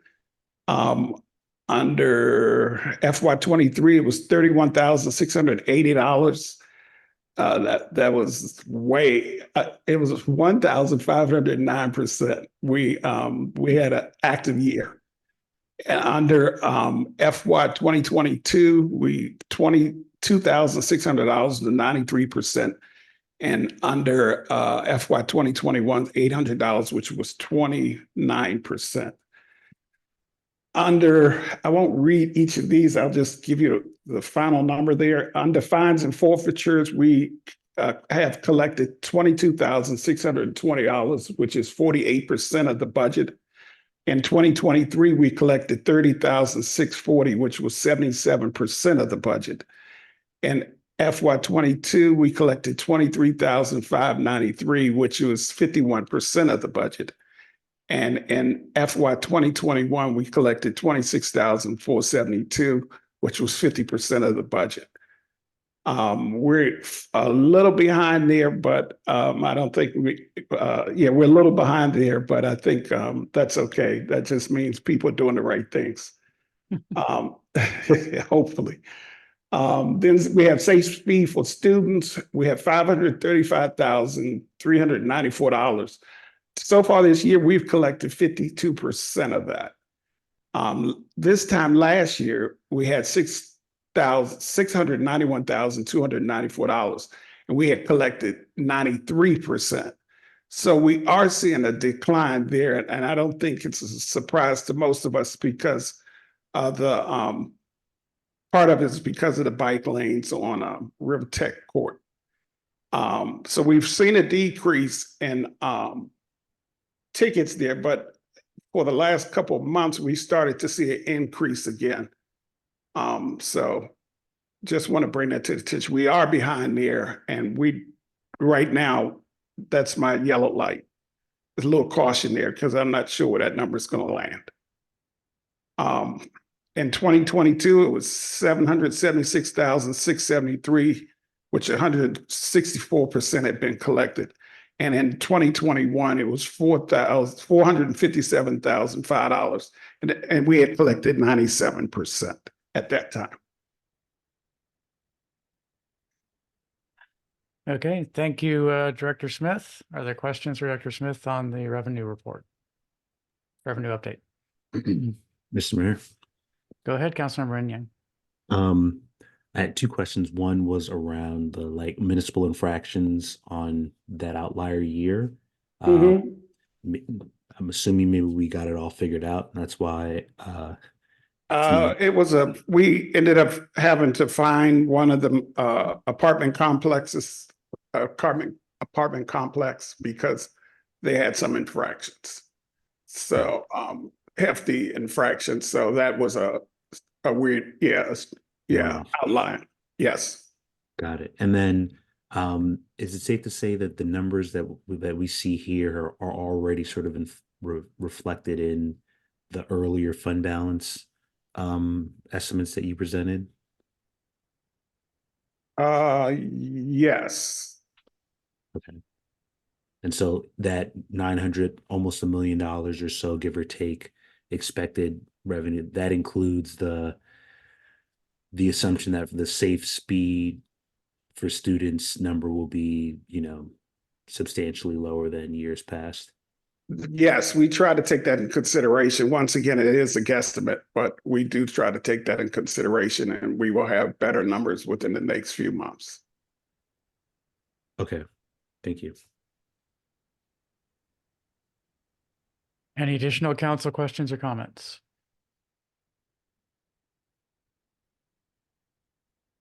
Any public questions or comments?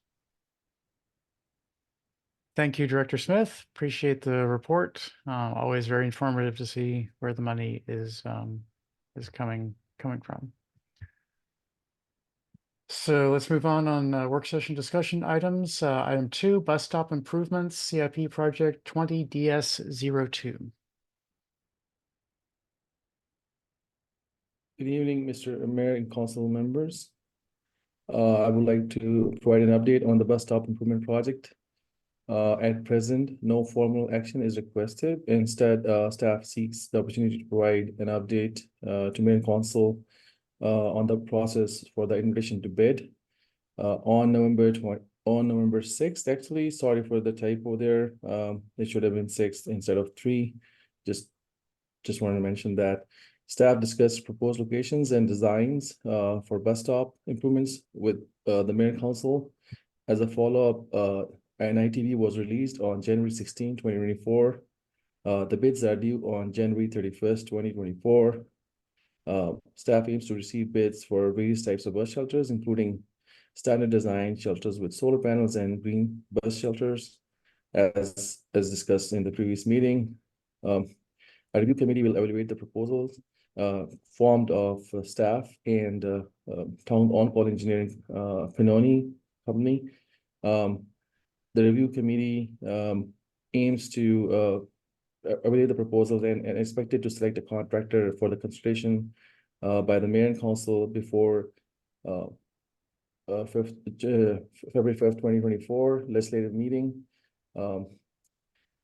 The locations for the bus stops are mentioned as here, 46th Avenue and Queensbury Road, Riverdale Road, and Tanglewood Drive, Riverdale Road, and 54th Avenue.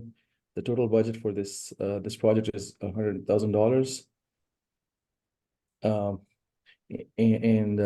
Yeah, as next steps, we would like to bring this to in the next meeting for authorization of mayor and council members, come up with a contract in the next meeting. Any questions? Thank you, Mr. Hayter. Council questions?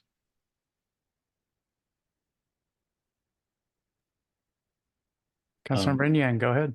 Yeah, if we don't get bids, is there a plan for, like, would this be one of the things that the town would be able to manage themselves, or we would need to update our bid process if we don't get any bids by the 31st? Yes, so we do expect bids, but if we don't get any bids, we generally have gone back at least one more time for a few projects that we've done before. So I think we haven't discussed it in detail, but I think we would like to go out to bid again if that's the case, because town at the moment does not have, I believe, expertise to or the manpower to install bus shelters. Thank you. Additional council questions or comments? Any comments from members of the public or questions? Okay, thank you, Mr. Hayter. Appreciate the information, and council members, keep your eyes open for the meeting materials for Monday, because I think the information will likely be in there about what recommendations coming from the council. Thank you. Thank you. Okay, let's move on to discussion item 3, construction services for park development, RFP number DPW 2024-001. And I think that Director Lewis will be presenting on this. Yes, I am. Thank you. Good evening, Mayor and council members. No action is being requested this evening. Instead, I want to brief the council on the process that we're using to select a contractor to prepare the 54th Place site for the Pocket Park and Tot Lot. We tried something new to secure a contractor. We released the solicitation for on-call services for park development on January 3rd, taking into account the 3 park projects we have in the current CIP or Capital Improvement Program. They are the 54th Place Pocket Park and Tot Lot, the 47th to Taylor Linear Park, and Mount Rose Park. However, the on-call approach did not work. We received several questions from potential bidders seeking detailed specifications on all of the park projects, but at this time, we only have engineering details for the 54th Place Park, as this project must be completed before June 30th as a condition of funding. So we pivoted and we revised the scope of the solicitation to only address the 54th Place Park, and had initially set today at noon as the due date for proposals. However, in the second pre-proposal meeting that we had last week, generated several project-specific questions following that meeting. And so again, the proposal due date was extended. Proposals are now due this Wednesday, also January 31st at 3 p.m. with the virtual public bid meeting opening at 30 minutes later. Staff will present information to the council on the number and quality of proposals received and the review committee's recommendations at next week's legislative meeting. And if acceptable to the mayor and council, staff will seek authorization for the town manager to sign an agreement with the selected vendor at the meeting. We hope to have a fully executed contract by February 16th with the notice to proceed that establishes March 1st as the project start date and project completion by the end of May. The playground equipment has been ordered. Delivery is expected in mid to late April with installation also in May. There's got to be coordination between the contractor and the playground equipment vendor, as that vendor will install the turf and playground equipment, with the contractor preparing other sections of the park for sort of open space and the meandering walkway and the perimeter fencing. And so that coordination hopefully can start after a contract is signed with the contractor in February 16th. The county permit for the project is still pending. We hope to have it in hand by March 1 or earlier. And with that, I'll take questions. Thank you. Thank you, Director Lewis. Council members, do you have questions for Director Lewis? Mr. Mayor, if I may. Go ahead, Councilmember Lingua. Good evening, Director Lewis. My question for you is regarding that county permit as it is pending. Is that due to a requirement on our end or just work needing to be completed on their end? It's actually work that needs to be completed on the county's end. It's been in DPI, I'd say, for maybe 5 to 7 weeks. And there are a lot of parts to that review. Natural resource inventory, stormwater management, soil conservation has to be involved. There's a mandatory referral requirement before the planning board. It's just a lot of pieces of the review that the project is currently undergoing. And we're really hopeful because we've not gotten any major questions thus far from any of the review staff. So we hope that they're making progress and that we can get this permit in hand by the end of February, hopefully no later than mid-March. I'm really trying to be optimistic because we need to wrap this up before the end of June. Yeah, well, fingers will be crossed. Thank you, Councilmember. Additional council questions? Any questions from members of the public?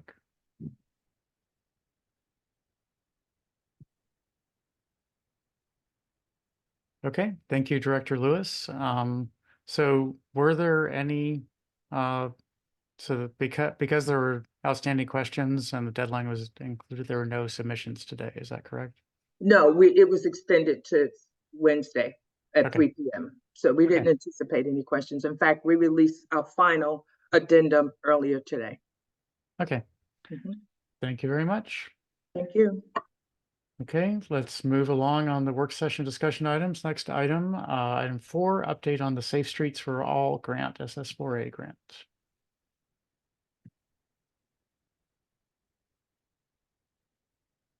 Ms. Peaks?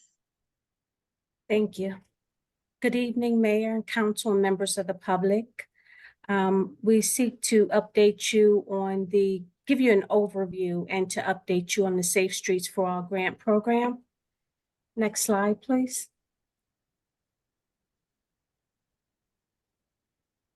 Okay, so just to talk a little bit about the grant overall in the process. So this grant is a federal program, and there's 3 stages of activities and funding for what you can apply under. There's planning, which they call action plan, planning only, supplemental planning and demonstration projects, and we were awarded under this section, and then implementation. So this is a federal program managed by the Department of Transportation and Federal Highway Administration. The purpose is to prevent deaths and serious injuries on our roadways, and it's inclusive of all types of roadway safety interventions, which is their safe systems approach, excuse me. So it's $5 billion in discretionary grant program with $1 billion per year over 5 years. And this was put together by the Congress under the bipartisan infrastructure bill. Next slide, please. So going back to the 3 areas for which you could apply under, there was the planning only, which they call an action plan. And we were able to move past that step and move into supplemental planning and demonstration activities because Mayor and Council adopted Prince George's County Vision Zero Action Plan. And then we're going to do our supplemental planning, which is the Walk, Bike, Drive plan. So we'll be able to do planning. Demonstration activities are quick build projects that are temporary in nature, which we can experiment with traffic safety improvements, countermeasures, and then hopefully eventually we can move into the implementation. Next slide, please. So as I said before, our approach was to move ahead of the planning only stage by adopting the county's Vision Zero plan. That way we can continue our Walk, Bike, Drive plan as well as do some quick build projects. And in the application, we leveraged the Purple Line Transit investment by referencing some of the things called out in the TOD study, which was missing infrastructure, high speeds, those sort of things. So we wanted to be really competitive in our application process, and Department of Transportation was really clear. They wanted to see jurisdictions operate and work together. So we did a joint application with the town of Edmonston. And so this increased our competitive position. And we believe that this will shorten our access to the implementation funding by moving sort of through the demonstration program. So with this joint grant, we were awarded $768,000. Next slide, please. So the town's obligations and opportunities, as I mentioned before, we plan on completing our Walk, Bike, Drive plan. This supplements the Vision Zero plan. We're going to identify quick build opportunities in key locations. Community input is important to this process. Equity lens, best practices, and opportunities for potential success. And by success, we really mean reducing traffic fatalities and accidents. So we'll have several sites through this process where we'll construct quick build projects. And there's other eligible activities included in this grant. So feasibility engineering studies, targeted equity assessments, pilot programs for behavioral operational activities, corridor studies, lighting studies. And so during our initial stages, we'll work with our consultants and the community to decide what's best for us. There'll be pre and post testing and evaluation. And the purpose of that is to see which countermeasures and quick build projects yield the greatest results and success in reducing traffic injuries and fatalities. Then we'll document all of that and then hopefully be on to the next step. Next slide, please. So example of demonstration activities, and you'll see some pictures in this slide, is sort of narrowing the turn radii with flex post and paint, installing flash beacons and other traffic calming measures that we'll identify in the initial engineering and feasibility studies. Next slide, please. So timeline. So between March and June 2024, we're hoping to work and have a robust community engagement process for the Walk, Bike, Drive. June 2024, by this time, we'll have expected to receive our agreement from the Department of Transportation, have it signed, and are ready to move forward. And then there's about 12 to 24 months of supplemental planning. That's finishing our Walk, Bike, Drive, completing feasibility engineering studies, constructing our quick build projects, and then evaluating and documenting the safety impact of those projects. During that time, towards the end of that time, hopefully we can prepare for the Safe Streets for All grant application for implementation funds. And in December of 2026, if we successfully apply, then we'll be notified of the award status. And that is our timeline so far. Next slide, please. Any questions? Thank you, Ms. Peaks. Council members, do you have any questions for Ms. Peaks? Mr. Mayor? Councilmember Foe, go ahead. Ms. Peaks, great presentation. Thank you very much. Do we have any idea when we might see any potential locations for these temporary implementations? Probably in the summer. If I was to take a guess, probably in the summer. It's just exciting to see the actual physical images and then start to let your imagination wander the things that you can do in the community. It's intoxicating. Councilmember Inyang, I see your microphone is unmuted. Go ahead.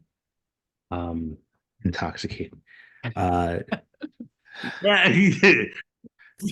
Wrong use of words immediately, but exciting, exhilarating. No, it's great. Just don't drive. But so I agree that it was a great presentation, and I think there was a lot of buzz when sort of the word got out that, you know, we were part of the winning bid and the funds, and so thank you for walking through the timeline, and some of the activities. You know, I find myself getting about once every 2 weeks or so, like an email from like a couple of residents of like, hey, you think about this program? What's the town doing on this? And so it's good to see that some of this design process would be exploring some of the options that I think I've heard people sort of, you know, bring up, whether it's painted intersections or changing the turning radius for particular streets. And so I know you mentioned, like, I was looking through sort of like community input. I would definitely plan for a few days or so of getting input. I think you'll get a big response with a lot of ideas.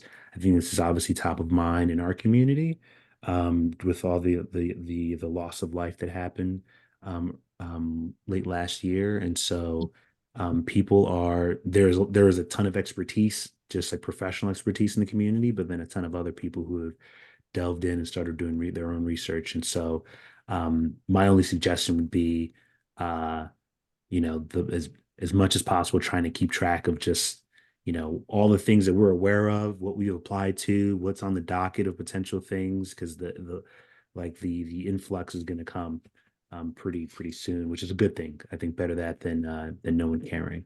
But this is great that the scope of this is so wide. I didn't know that, and I didn't realize the time was like 2 years out in terms of when potential funds could be awarded, basically the end of 26.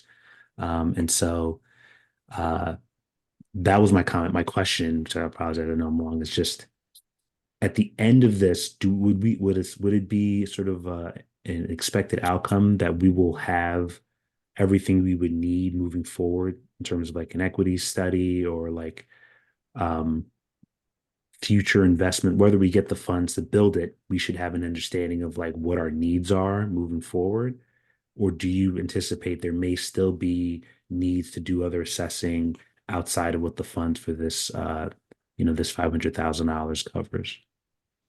No, I think this, based on what I saw from previous awardees, this is just about the right amount of money to do these quick build projects. And once they're evaluated, I think once they're evaluated and we know what works and what doesn't, we'll apply for implementation funds and we'll have that data. Work because it reduced crashes by this amount. So yeah, okay. Just the timelining, it's the only thing is that a lot is going to depend upon the political climate. And if this is renewed. So we're coming close to the 5 years. And so we're kind of on that end where we're at the supplemental planning and demonstration, and we still want to move to implementation, but we need to finish this. Did I explain that clearly? Too clearly, unfortunately. I appreciate that. Additional council comments for Ms. Peaks?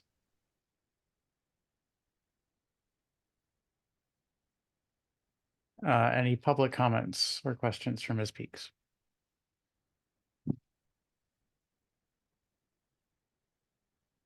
Okay, so I have just one very pointed question, and that is about the demonstration projects. And so we could conceivably have some demonstration projects put up, say, next fall. Is that correct? Is that a reasonable timeline, a possible timeline? I think it's a possibility. Okay. I don't for certain know, but I think that's a possibility. Okay, so some of the paint and flex posts could be going down in before the end of this calendar year, certainly. Okay, that was my only question. Just wanted to verify my understanding of when something like it could happen. And that has to, all those projects have to be funded out of the 500,000. So the engineering assessments and everything has to come out of the $500,000. Yes. Okay. Very good. And we, Mayor, may I also add something? Mhm. We also have a match Right. that we included into that. So, And that's a 20% match, is that correct? yes. Okay. Okay, thank you very much. Any additional questions or comments, or are we ready to move on? Thank you, Ms. Peaks. Appreciate the presentation, and I certainly learned myself many things. So glad to have you here this evening.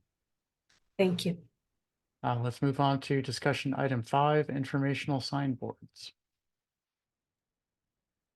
Good evening again, Mayor Thompson and members of the council. No action is requested tonight. Staff are seeking input on and some direction on the types of informational signs that the council would be interested in seeing.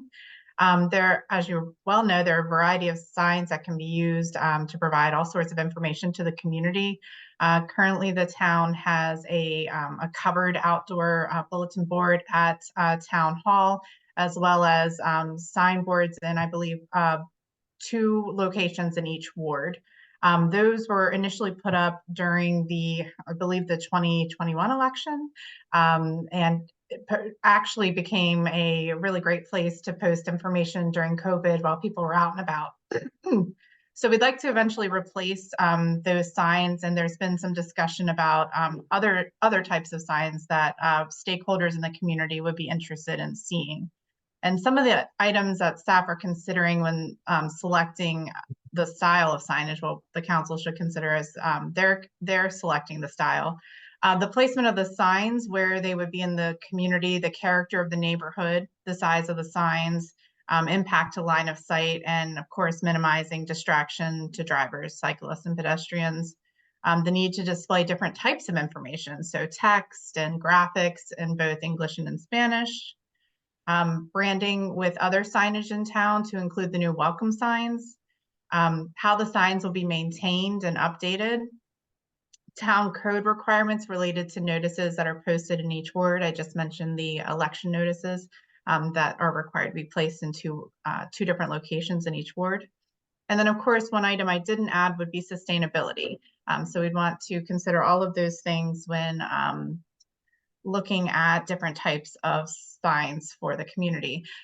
If you could scroll down just a little bit, Director Shelton, here's an image of our current signs. So the new bulletin board at Town Hall, that came about, of course, with the construction related to the municipal center,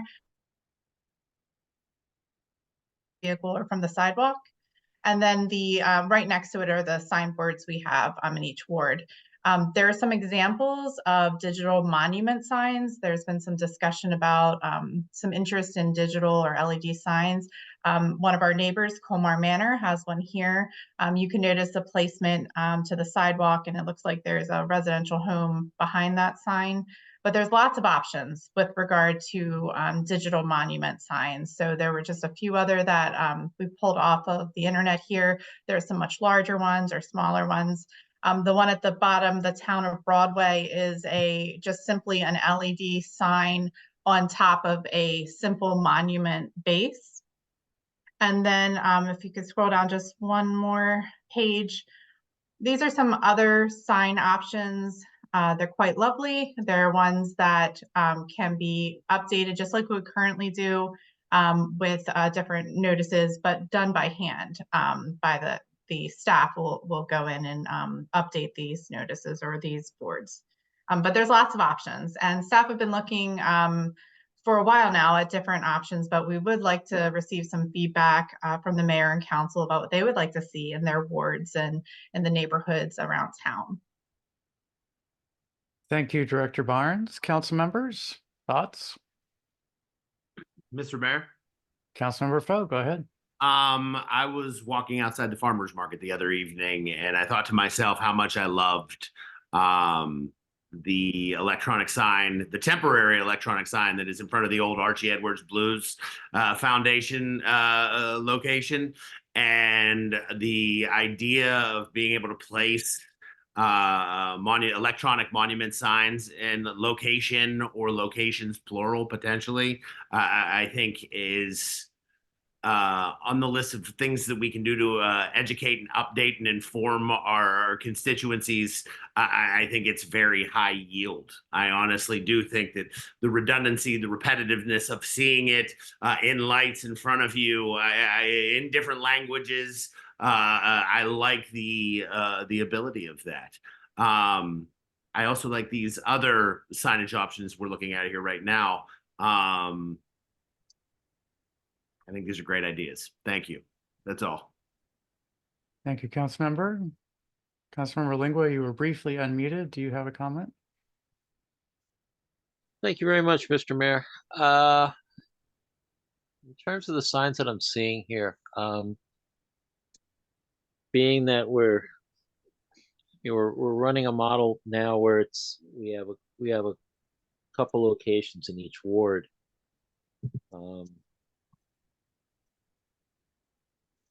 I would think something similar to kind of what we have now, maybe with an augmentation kind of similar to what we're seeing here with the notice boards here, with the one maybe a little wrinkle to it where the space where the information's going is enclosed, weatherproofed, and can be illuminated at night by way of solar panel. I think something like that, while true, it will need to be updated and maintained by staff.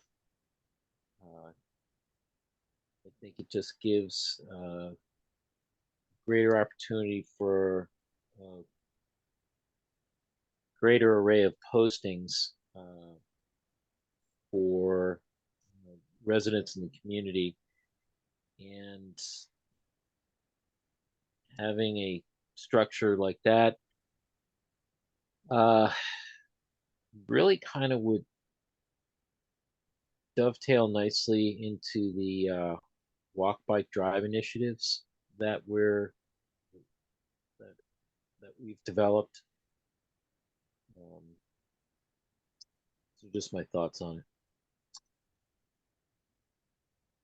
Thank you, Councilmember Lingua. Additional council comment, Councilmember Inyang, you are unmuted. Go ahead.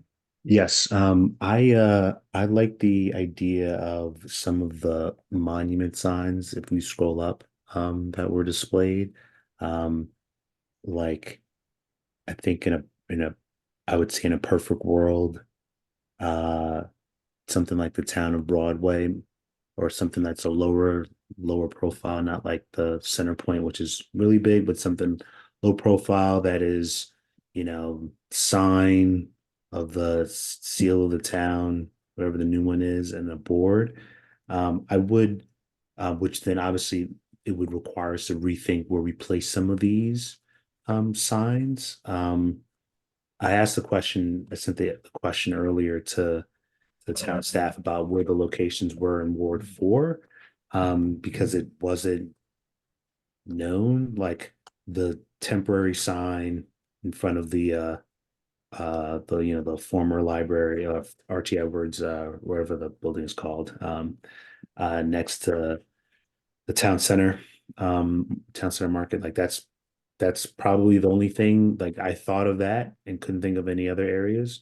And so the concern I have about sort of like those small little white posted boards, which I believe there is one, as I think about it, like on the trolley trail as it divides, if there's like one post there, is that it's really easy to lose track of it, right? Like there's stuff pointing, you have to know it's there, know to look towards it, hope that it's updated. Something that can be illuminated, that can obviously cycle through English and Spanish, I think is probably ideal. And then again, if it also gives the opportunity of just branding the town, right? And sort of as we think about what the barriers are across the town. I know we've talked about introducing particular welcome signs across the community, sort of like entrances into the community, but even throughout it, I think there's an opportunity there to make them look somewhat similar, or maybe some abbreviation to what some of the entrance signs are, the monument signs, I think would be something worth looking into. Thank you, Councilmember. Any additional council comments? Not seeing any unmuted microphones. Any public comments?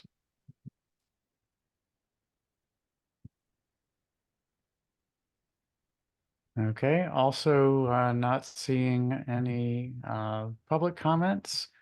I'm going to paste something into the chat. And I'm going to try to paste something into the chat. Let's see if I can make it work. Yes, there we go.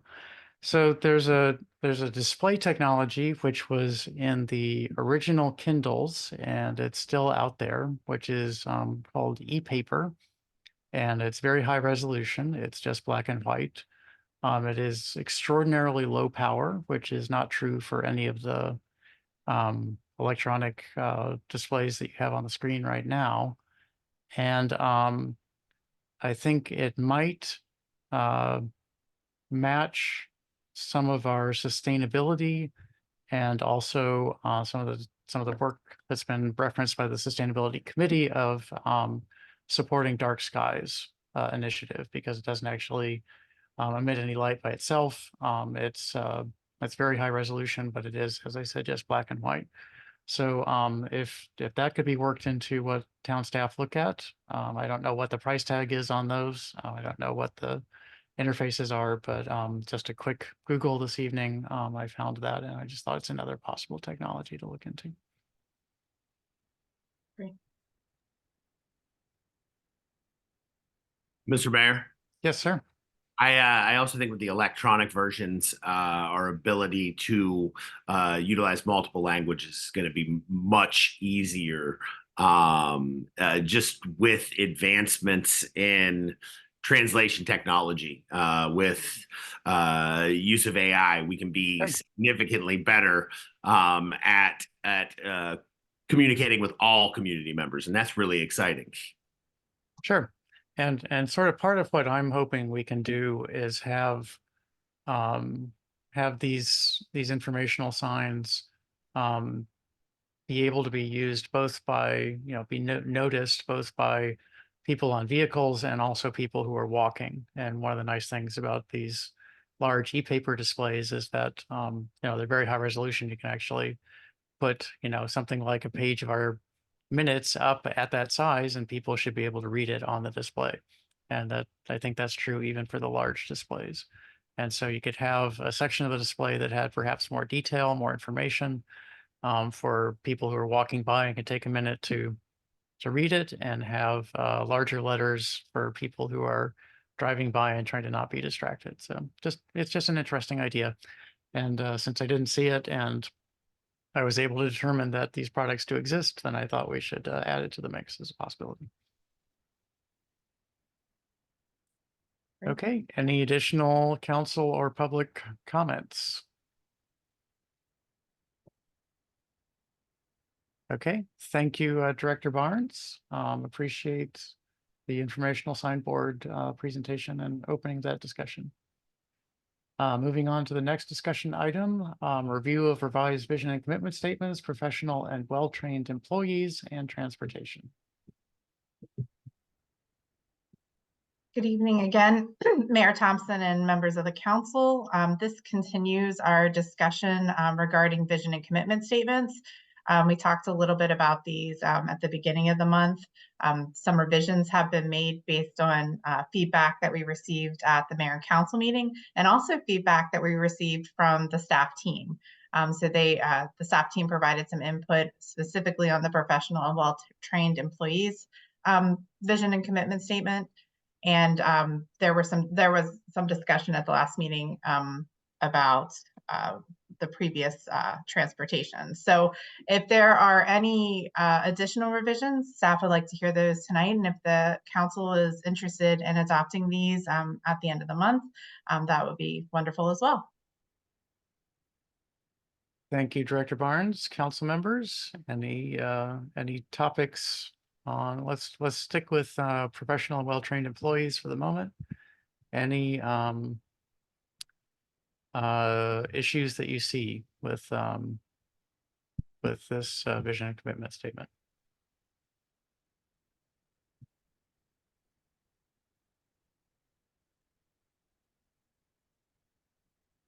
There was a comment last month about making it meaningful training. I can't remember who made that. Yep. Councilmember Foe, was that you?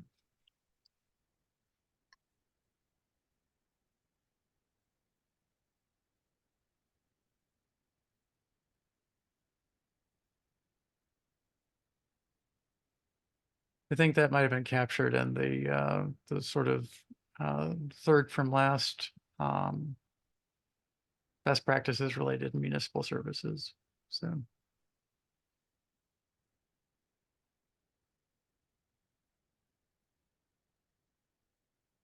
Okay.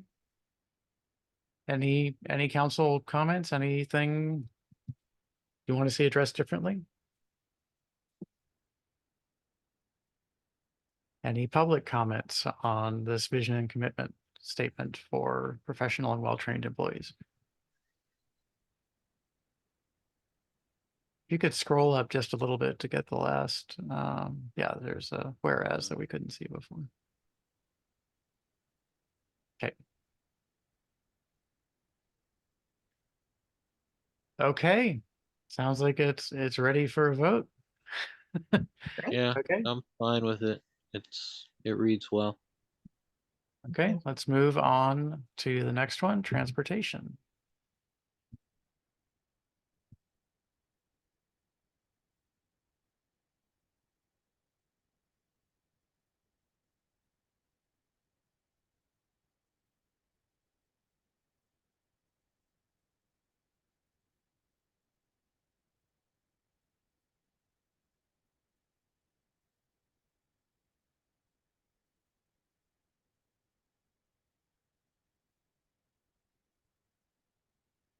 This is a long one. It is.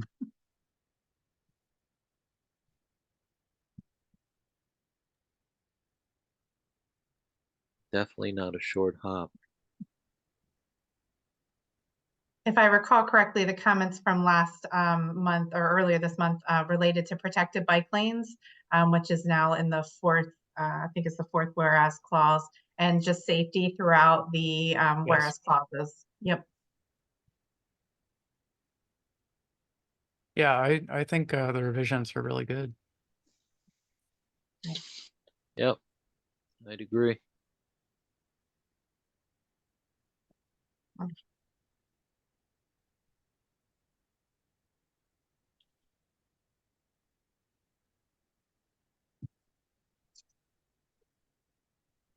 Okay, I don't see anything to suggest. Any other council members No. with any suggestions or thoughts? This is very solid.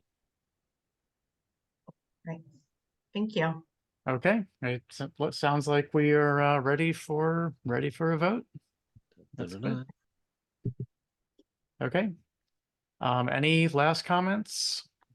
Mr. Mayor, Councilmember Inyang, go ahead. those are all the responsible bodies from transit, right? Like WMATA, the county, the state, like MMPPC, like the bike lane, like some of the trolley trail stuff. Is that sort of rolled into the county? Do they need to be called out?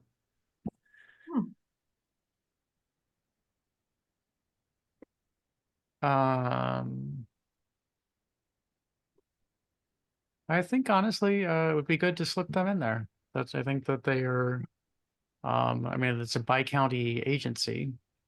And so I would slide them in between the state and Prince George's County.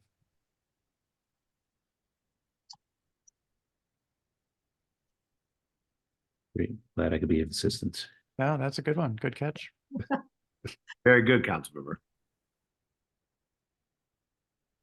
Okay. So with that, let's move on to the last discussion item, which is minutes. And everyone should take the time to read the minutes and make sure that your words were captured appropriately and the actions were captured appropriately. We need to capture those well for the future. I've been referring to some many years old minutes of the MUTC committee, and it's really good to have good minutes to see what was discussed and what was decided at that time. So please take the time to do that in the next week. Are there any items of new business to discuss this evening?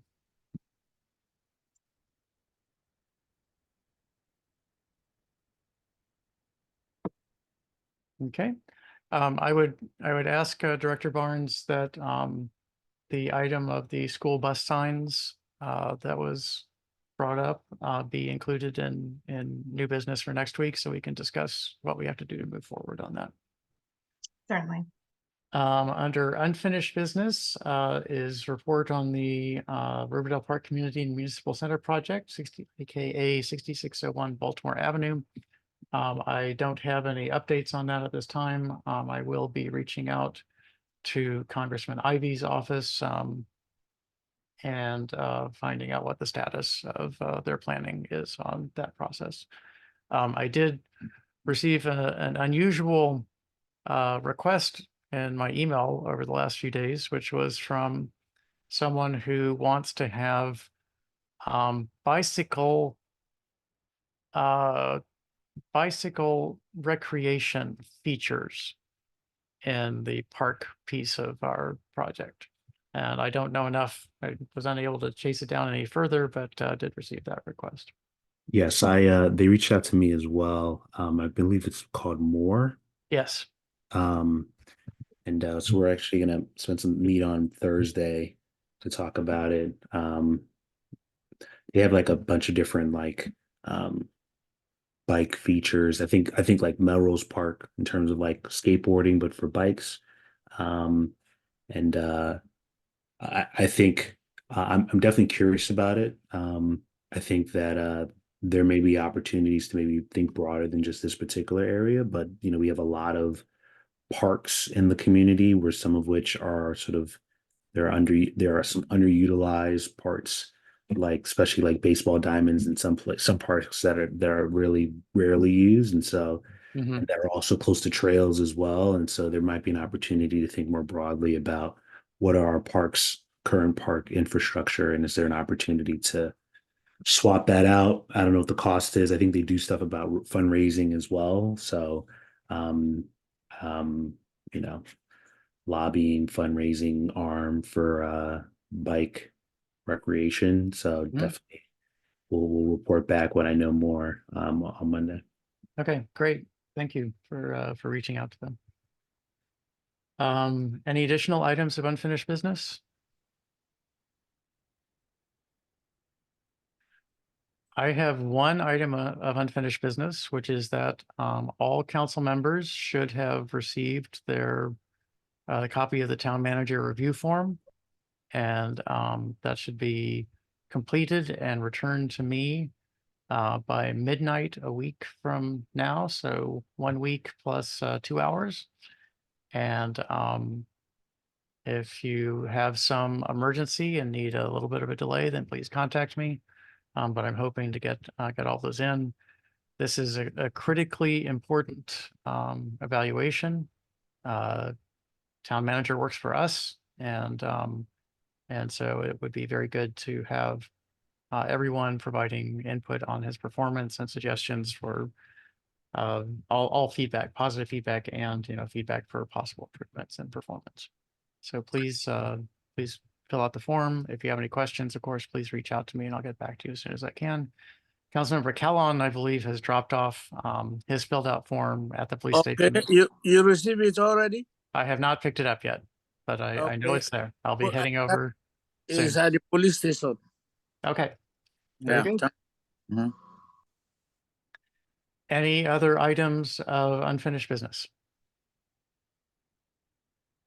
Okay, we don't need a formal motion to adjourn. We just say we're done and walk out, and I'm gonna go try to find some dinner for myself now. So see you all next week, if not sooner. Have a good week, and thanks to everyone for a very good meeting. Good night to everyone. Good night. Night. Love you guys.